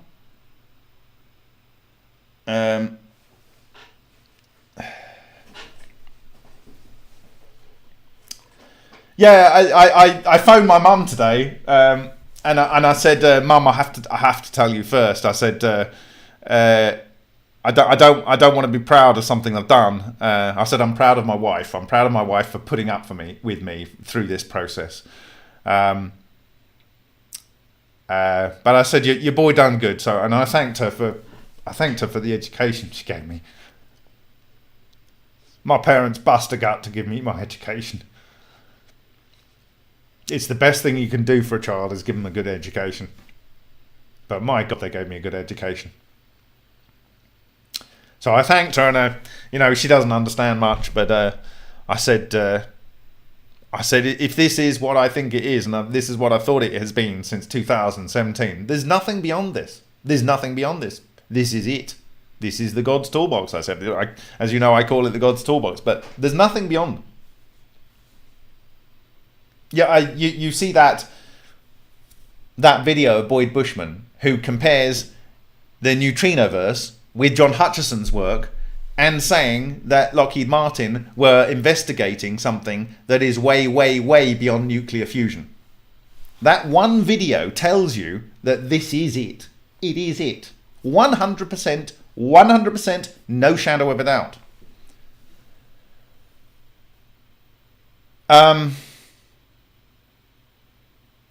And we used this before. This was common knowledge. It was common knowledge. Now, I have warned that if you overuse this technology, particularly in battle scenarios, you could end up by damaging the Earth's magnetic field, and you could get a crustal spinning. So this is, I believe, and I don't want to get too religious here, but the meek shall inherit the earth, and the proper translation is those that know that they have great power but choose not to use it will inherit the earth. We cannot use this for weapons of war. We cannot. But this makes all old generation weapons pointless, just completely pointless. But you can make a weapon with this without understanding how it works. But the US Navy patents, which are, they call it high frequency gravitational waves, and they can turn the whole planet to dust. But we can destroy incoming asteroids. Just you guys out there, many of you have the inspiration and the talent to build this, and to build and work together. No one can own this technology. You are understanding that this is the structure of the physical vacuum. You are doing vacuum engineering. If you drive it too hard, this isn't a case of I'm going to make a bigger burger or I'm going to make a faster car. If you drive this too hard, it will destroy anything. Anything. Nothing will be able to resist. Nothing. Because it rips the fabric of space-time. And it sucks the energy out of everything. So we have to respect it. We have to respect it. We need to use this now, but we have to respect it. Now, you could argue there was nothing here to begin with. There won't be anything when the sun engulfs the Earth. No net loss. Be very philosophical about it. But we have the ability to use this technology to terraform, to go to other solar systems, and to expand our horizons. We have that technology within our grasp. And the people that are locking this up, come on. It's enough already. It's enough already. Okay?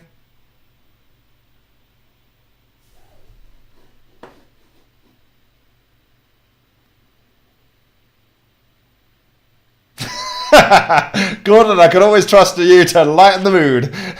Gordon says, as to vacuum engineering, I've done a lot of vacuuming in my time. Right?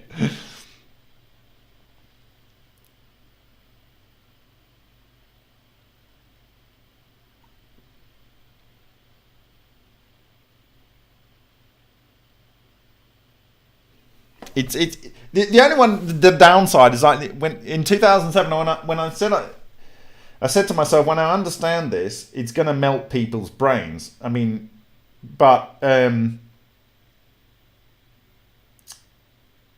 nothing beyond it. There's nothing you can do beyond this. I mean, this is the power to produce solar systems and destroy suns and more.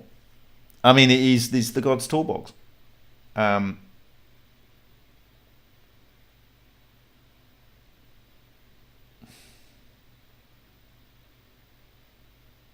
As I said in 2017, I know why someone would want to cover this and hide it.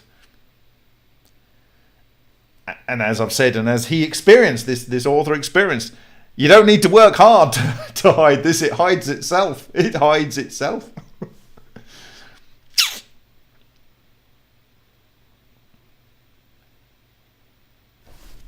I'm going to read your comments now.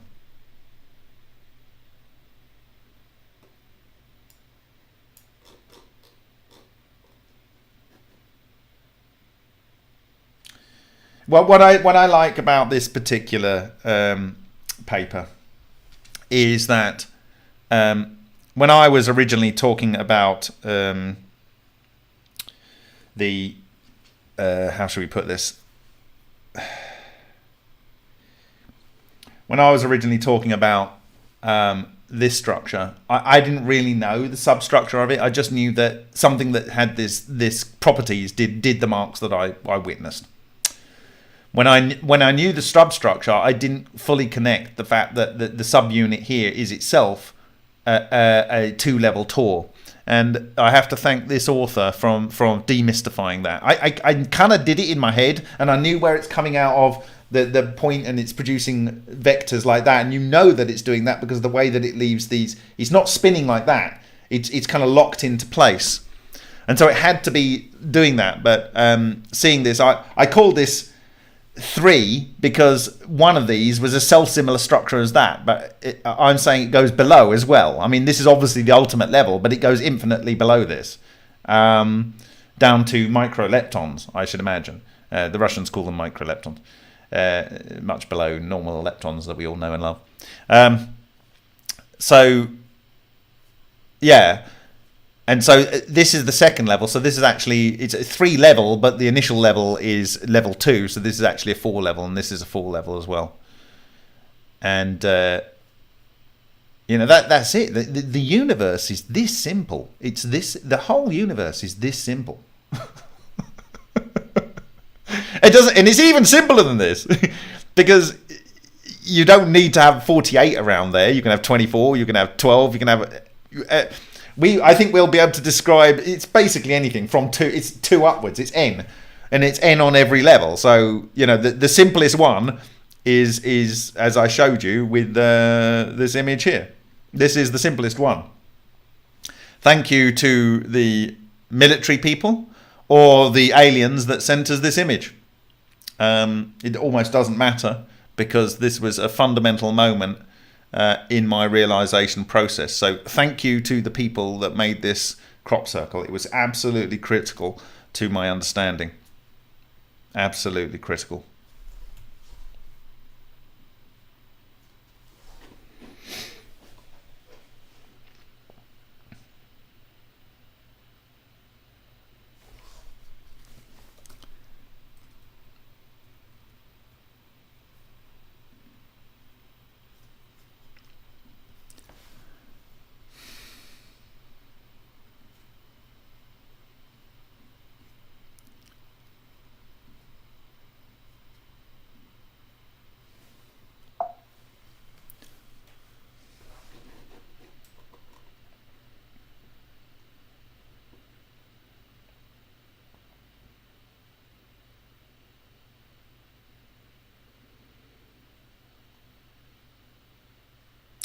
So, Hamid Theodesia says, so what kind of technology do you think they're using to make that image? Would you be surprised if I told you that they were aligning images held in the file? I don't know what that means.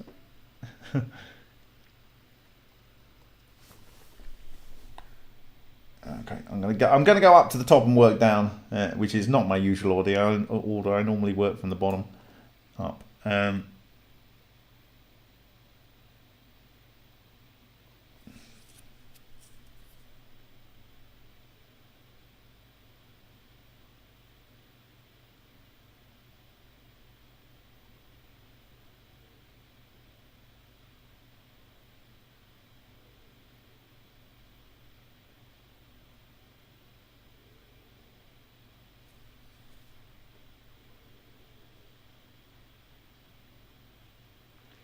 Yeah, I think for me, I have to thank this author because, and rather the guy from the Physics Institute or Nuclear Institute. I mean, they're all dead, so thank you to all of them for thinking on this, because I knew there was a magnetic flux loops being created. I could observe that that's what it had to be based on the Lion reactor. The Lion reactor was, as I said at the time, probably one of the most important experiments, and I didn't give a time. If you look at my first video, I deliberately did not give a time frame. I said this is going to be one of the most important experiments. End of sentence. And I believe the Vega experiments that Henk did with this valley, again, the evidence is just slam dunk in my view. It verifies everything and clarifies and extends the work of the electronuclear collapse of Takaaki Matsumoto, and I can't wait to sit down with this guy and just show him the one-for-one, you know, things that we've done and that clarify where he interpreted it differently and stuff. But you know, it's all of this is only possible because of courage of people like Matsumoto to go out and publish just what he saw. Just what he saw. Because nature is telling you the answer. You don't have to calculate it. It's telling you the answer. It's like, that's what happened. Now go and work out how it happened.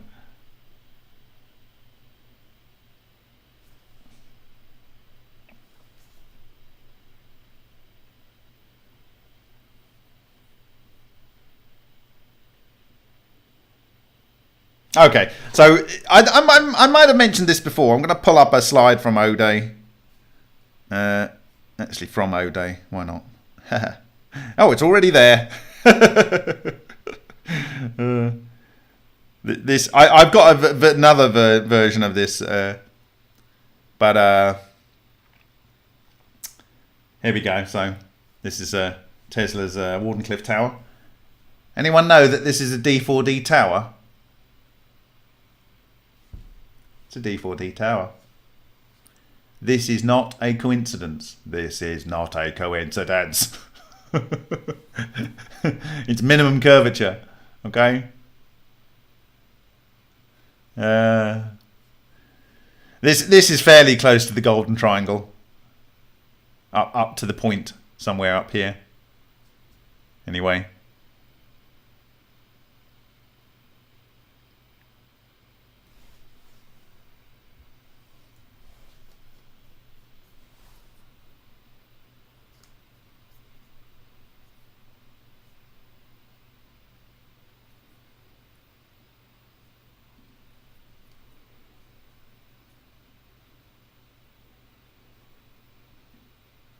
There's another O-Day slide.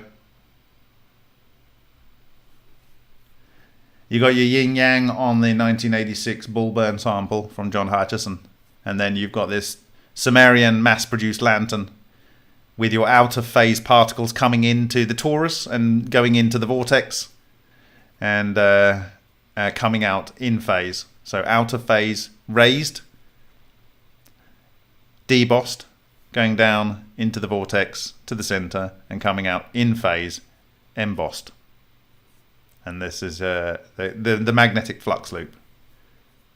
So you've got to understand, you know, this is potentially around Ice Age type sort of time, potentially. It's just madness. Oh dear.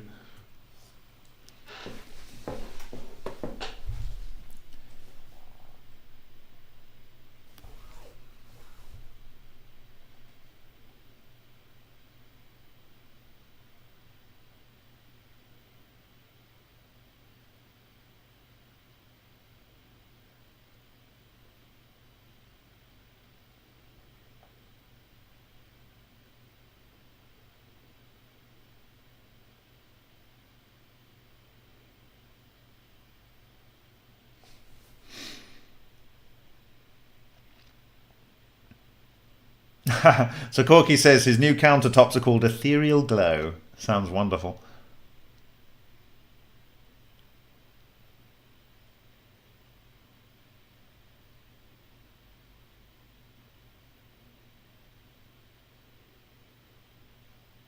So the coil induces a black Evo. Yeah.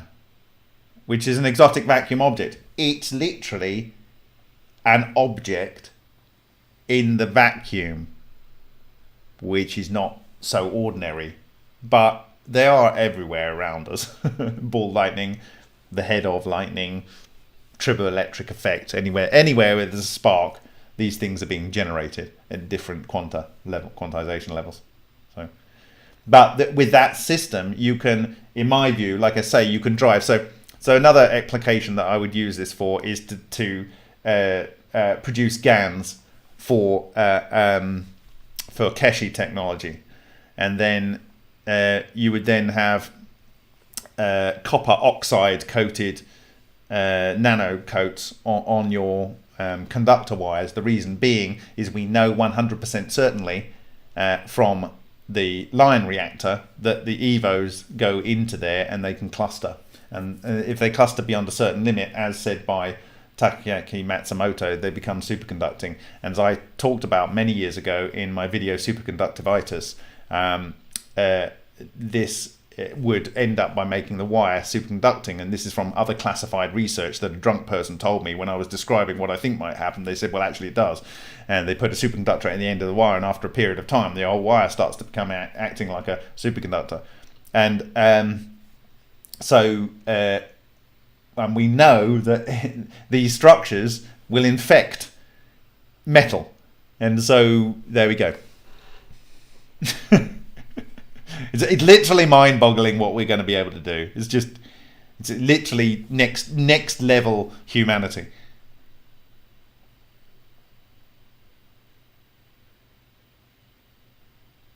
It's not compatible with semiconductor technology, though. It's that technology or the other.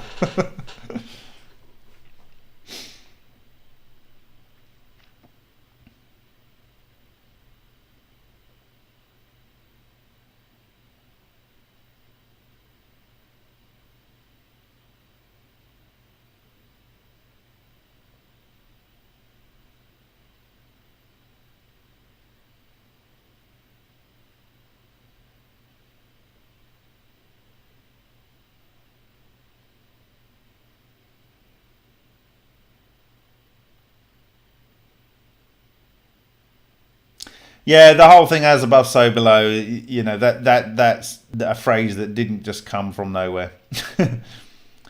Gordon's mentioning it again. People will recall me using that phrase many times from the beginning of 2017. It's been a long journey, but this last, wow. I want to credit him now on the video actually. The guy that sent this to me, he said, "Can anyone has anyone got any opinions on the latest data that we have?" And he just sent back this paper. That's it. There was no comment.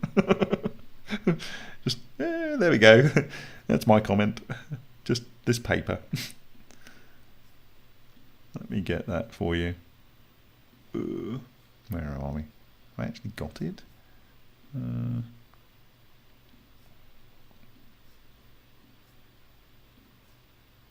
Maybe I closed it down. Okay. Okay, I maybe have closed it down. All right. Okay, I can't find it at the minute.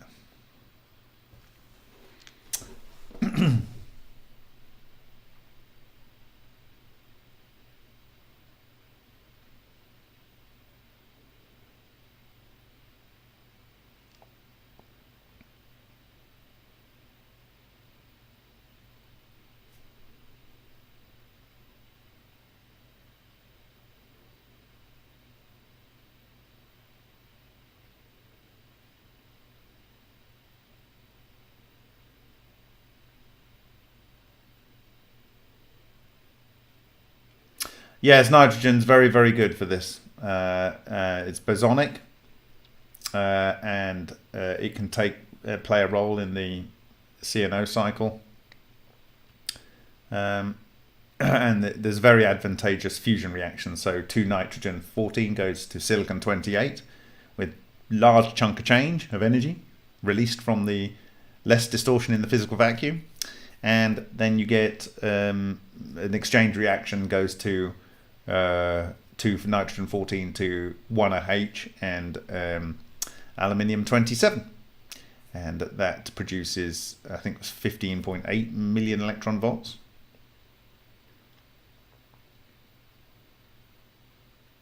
Where is the documentation of the Russian experiment? There is no documentation. He never found any. It was classified. But I think it's pretty clear that, I mean, as I said before, they didn't have any physical manifestation of what they were creating and being able to detect, or at least they never admitted to it. But we have physical manifestation, having predicted it from strike marks and matching former fusion research by Bostic. And yeah, so there we go. I am going to find the name of the author, and it was actually on the cover slide, wasn't it, that I had for yesterday. So I just want to get his name in, because it's only when people do things like that that we move forward. It's by sharing and not holding on to absolutely critical information. So thank you to Vladimir Mikhailovich, who made this 1995 document available to me on the 1st of May. And I'd like to say, may the 4th be with you. God, that was cheesy. But it is May the 4th, so I kind of had to say it, didn't I?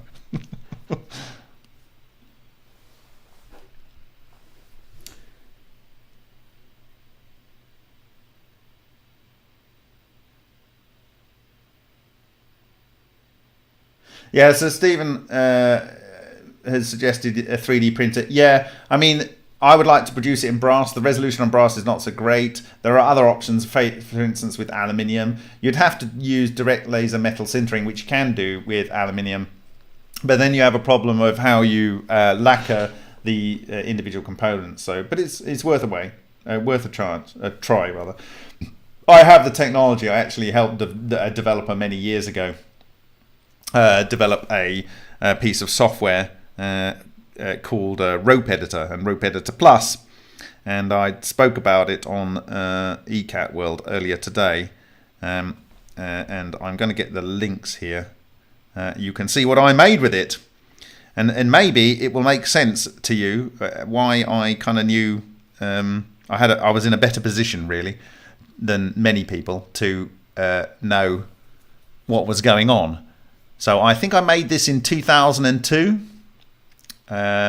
using the Rope Editor when I was beta testing it and asking for feature. So this is on the developer's website. So bracelet was made with 3 levels of rope twists. Rope Editor Plus created 2-point poly chains. So this was 20 years ago I made this. And it's 3 levels of twisting coils rather, going round in a loop. Isn't that a thing? And I also did something else. Not there. Here. No. There. Yes. And this was a logo I produced for a company. And interestingly, it's twisted wire pairs. For like network lead.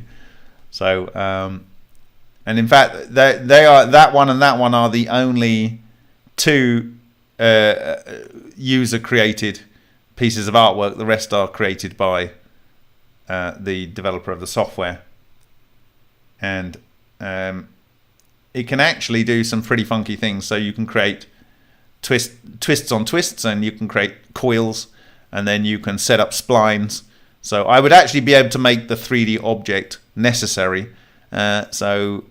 Using experience from 20 years ago. 20 years ago. Yeah. When I made this spiral on a spiral on a spiral. Who'd have thought it?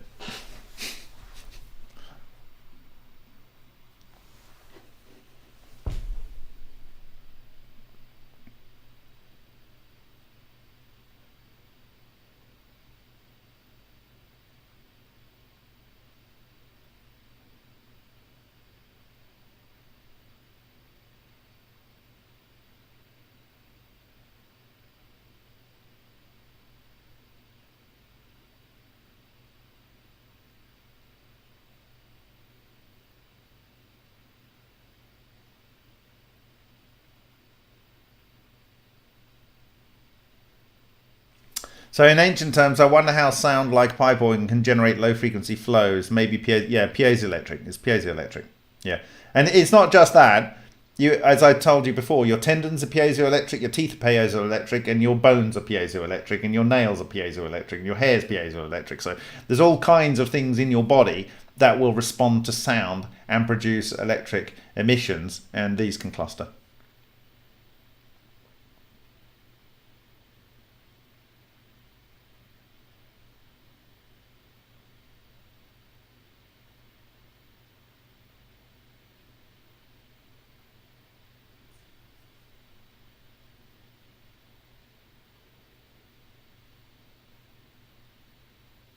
Yes, John Nardo, it does explain why so-called UFOs make sound as they power up and then go silent. Yeah,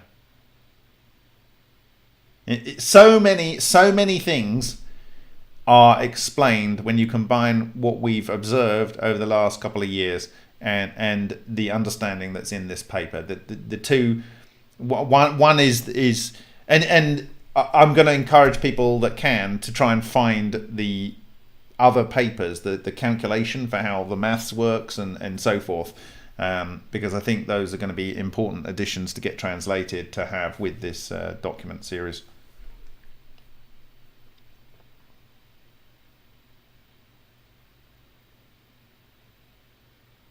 So space cases, is there any D4D or are there others?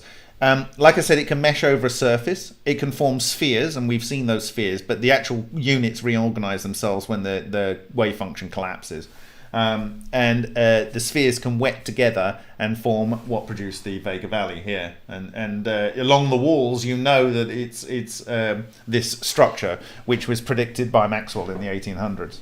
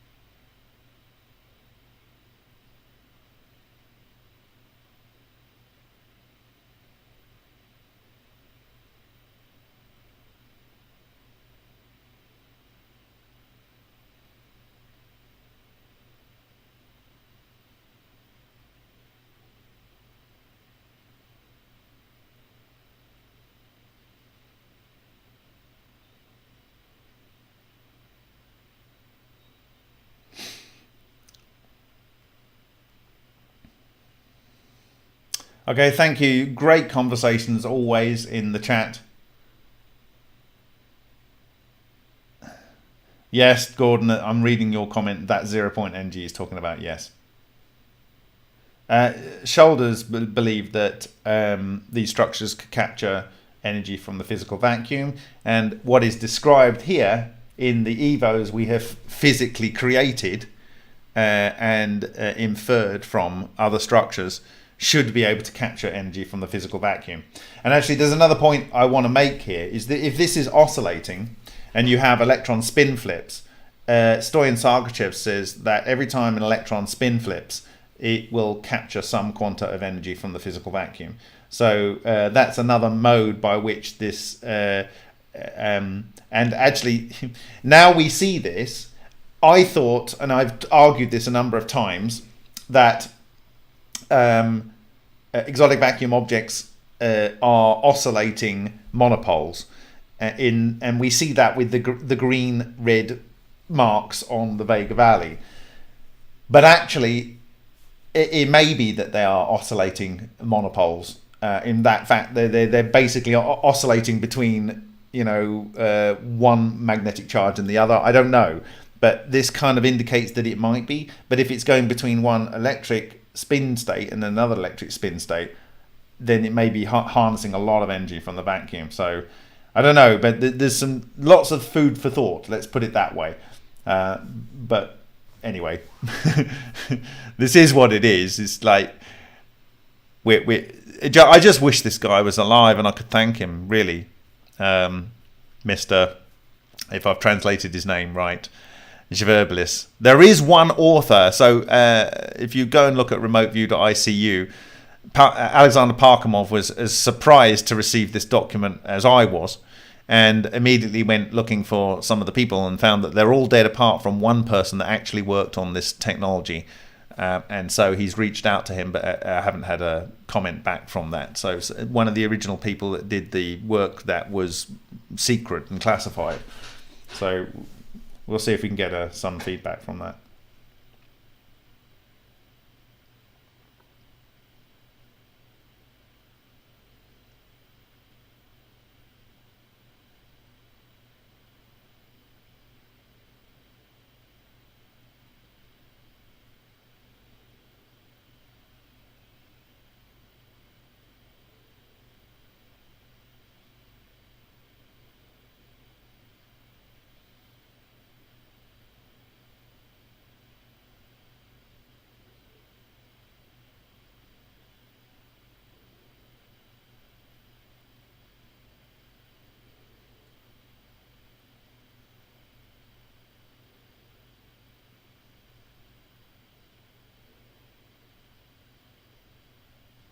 So Space Case says, does that mean the sun is one giant ball lightning? It may well be. Certainly, it is working with the same mechanism on many levels, in my view.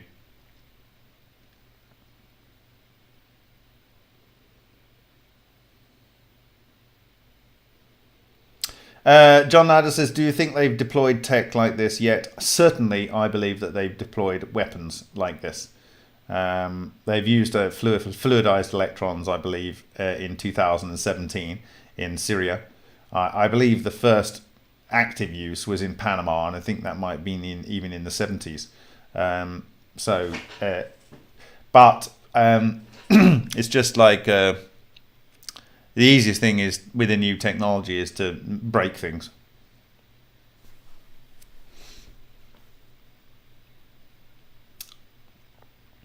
And, you know, if you don't say it, you didn't discover it. If you keep it to yourself, it didn't happen.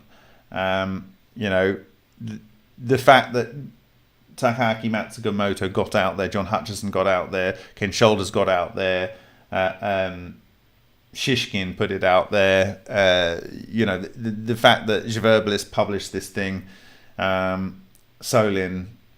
You know, the fact that they did that. I mean, Soliton says it produces two solitons that cluster and they lead to electronuclear collapse, but in a different way.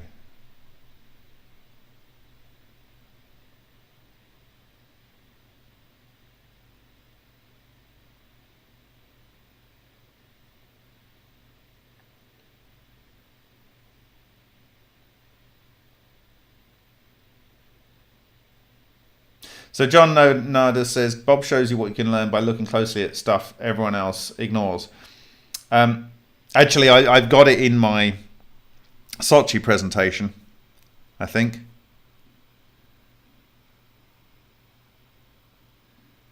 In fact, I'm going to show you a couple of slides. I've shared them before. No, I'll do it from the Sochi presentation. Where is it? Seek share.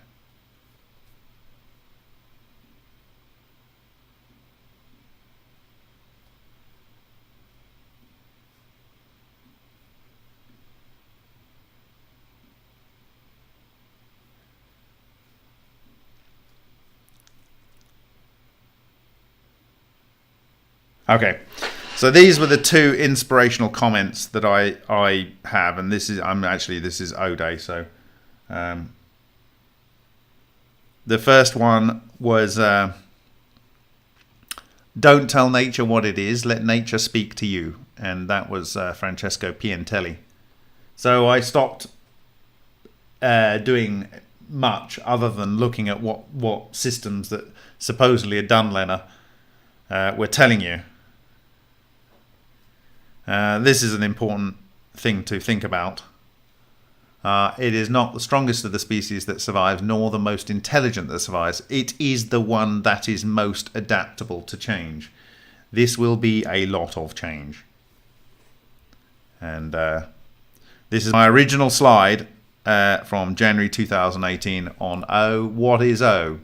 Implosion, not explosion technology. radioactive isotope remediation, element synthesis. Take ET back home, unlimited energy at any point in the universe, particle and light beams, and much, much more. And I said over here, O is nature. That was on late in 2017. I concluded that it had to be nature. And there's a phrase here, Matthew 7:7. Ask and it shall be given to you. Ask and it shall be given you. Seek and ye shall find. Knock and it shall be opened unto you. Ken Shoulders said in 2010, in the only recording of him with John Hutchison that I transcribed, he said, "It's so easy not to find stuff, and you won't even know what you didn't find." And this picture is when Ken Shoulders in 1997 was at Linda McLean's house in Los Angeles with Dr. Rauscher and Yen Gazda, Henry Dakin and Prince of Liechtenstein, NASA, Larry King and CNN. They had 1 month-long talks hosted by Star Trek folks who took some of us to the studios, and that was John Hutchison, 23rd of January 2018.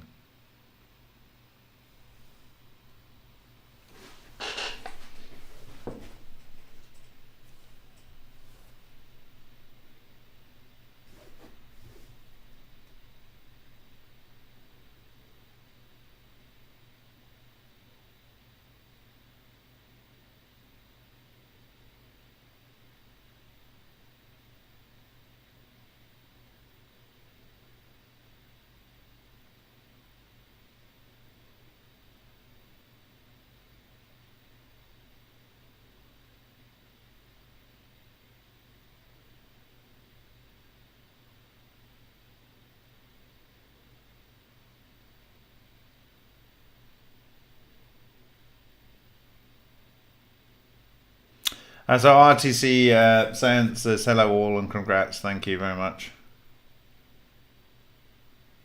Yeah. The first aim of the Martin Fleischmann project was show that there is a new prime mover technology that we call the new fire, and I think essentially this is it. And part of the way through the process, I realised that then I renamed it the new, in brackets, eternal fire, and so that's because I realised that this is all there is.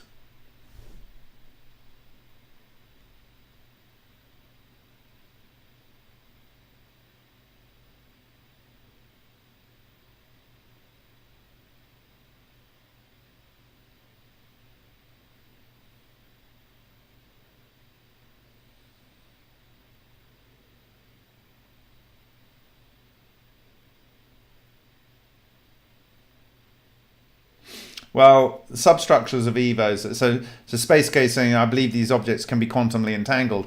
When you make an Evo and you split the Evo, the two parts are quantumly entangled.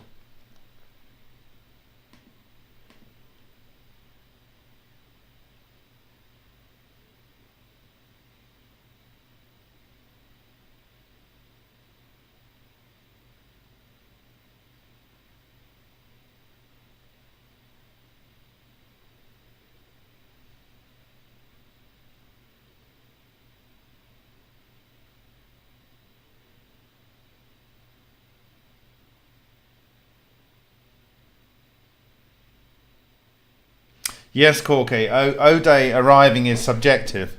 When I put a question mark on my previous cover slide, this one, someone says I put has O-Day arrived, and it's like a question mark because for me O-Day arrived in late 2017. For some people that haven't been following this journey, they're going to be nowhere near O-Day, but O-Day will come for everyone at some point if the universe allows us to move forward with this technology. But there's nothing beyond this. This is it. There's nothing beyond it.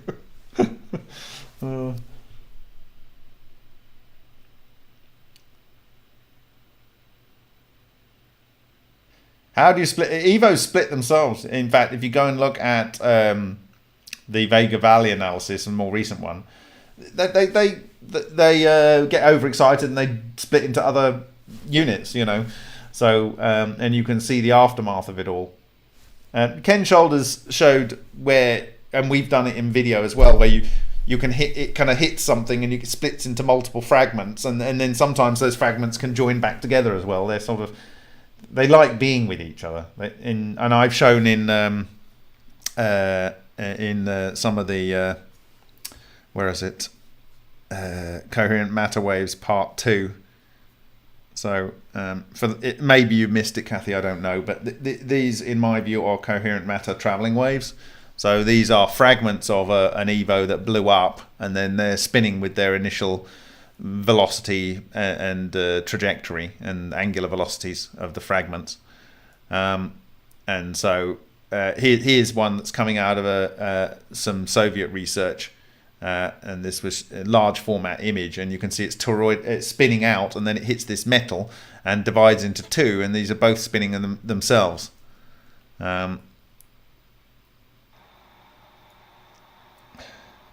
In this, you can see the ball lightnings, and this is what I'm talking about, the ghost. This will form. You'll turn it off, and you'll turn it on at the same power, and instantaneously this will form again, exactly the same position.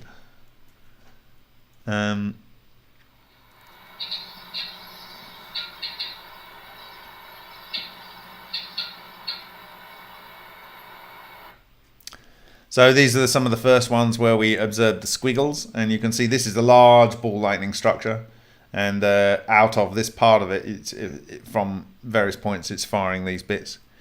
This is 4 or 5 frames, and you can see the interactions, and this is extreme interactions. You've got things orbiting around each other. This was on the work of Ken Shoulders, and he didn't mention this strange radiation track, but it is of this type, the same type as you're seeing. If I can catch it here, it's there. And this will be a torus that is rotating around with an initial angular velocity, and so you're seeing a persistence of vision on the frame of the camera. But this is the same type of thing that's produced this track. And you can see other ones here. It's all very dynamic when it's happening. Here's some frozen in time. So you've got these M&M tracks, these kind of spirally ones, these ones that are doing weird movements. More M&M tracks. This is just a straight torus, and so on. So I'm actually going to be simulating these in the computer software, in animation software, my animation software that I've used. Oh lordy, since I was about 17. A long time. And yeah, here's 2 orbiting around, and I've said that one of these I believe is a positive structure and one is a negative structure, and so you get a wake in front of the negative structure because it's pushing the electrons away in the cloud, and the other one's attracting ions to it and they're condensing. So that's my hypothesis there.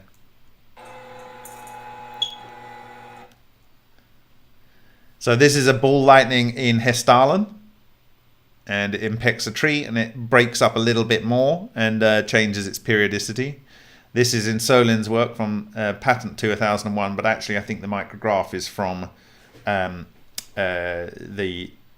early 1990s, if not late 1980s. This is a structure very similar type from our Vega experiments, and this is a very old book called W.R. Corliss, Unusual Natural Phenomena, and this is an account of a ball lightning. Okay, so it has the squiggly track, and this is the squiggly track from a ball lightning taken by a person in the outback in Australia last year or the year before. And this is 60 frames a second, and I spliced the images together. And this is extreme interactions where the ball lightning is coming out, and it's coming down, and it's coming round, and other things are joining into it and becoming in phase with it, and then it disrupts its phase. So these are ones produced by Claude Davao and in 2010 and shown by the former head of engineering at Boeing? No, Airbus. Jean-François Geneste in 2015. So this is the structure, and this is the same type of structure that we're producing here. You see it's coming. We got multiple camera angles, so this is a coherent matter wave beam coming from this exploding coherent matter. And this is in Russian research, and this is our equivalent thing that would be producing a track like this. So there's a whole bunch of them, and this is under polarized light on a Masa vibrator plate. So this is coherent matter produced in cavitation and then traveling along and changing the polarization of the steel. And so you're revealing this periodicity here and these multiple intertwined toroidal or braided structure. So very similar to this one. This is 1, 2, 3, 4 frames which are merged together to give you the coherent matter beam. And this, in my view, is something like this, as a coherent matter beam which is collapsed into this braided diamond structure. So you can imagine that this fires very, very, very quickly, and then it turns into a diamond before it hits its target, and that's not very good for you.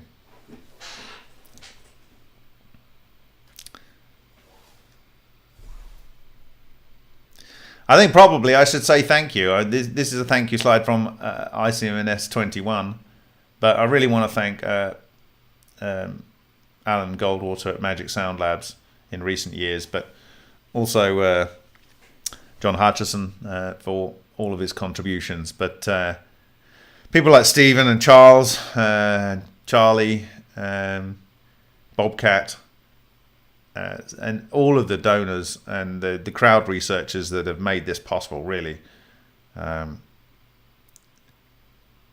There's several aspects of O-Day I haven't talked about yet, and I'll come to that, but I want to talk more about the structuring of Evos.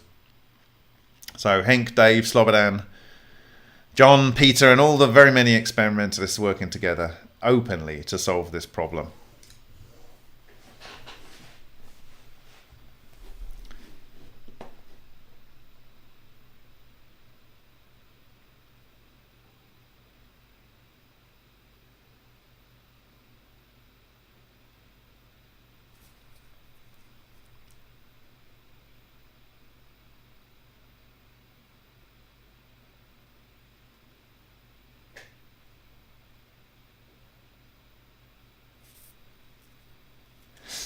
Okay, I think I'm probably done for the night.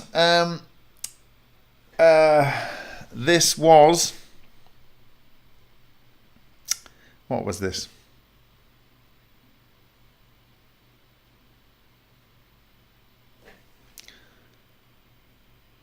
This was essentially a review of the Bagel Game by V.E. Schwerblich, and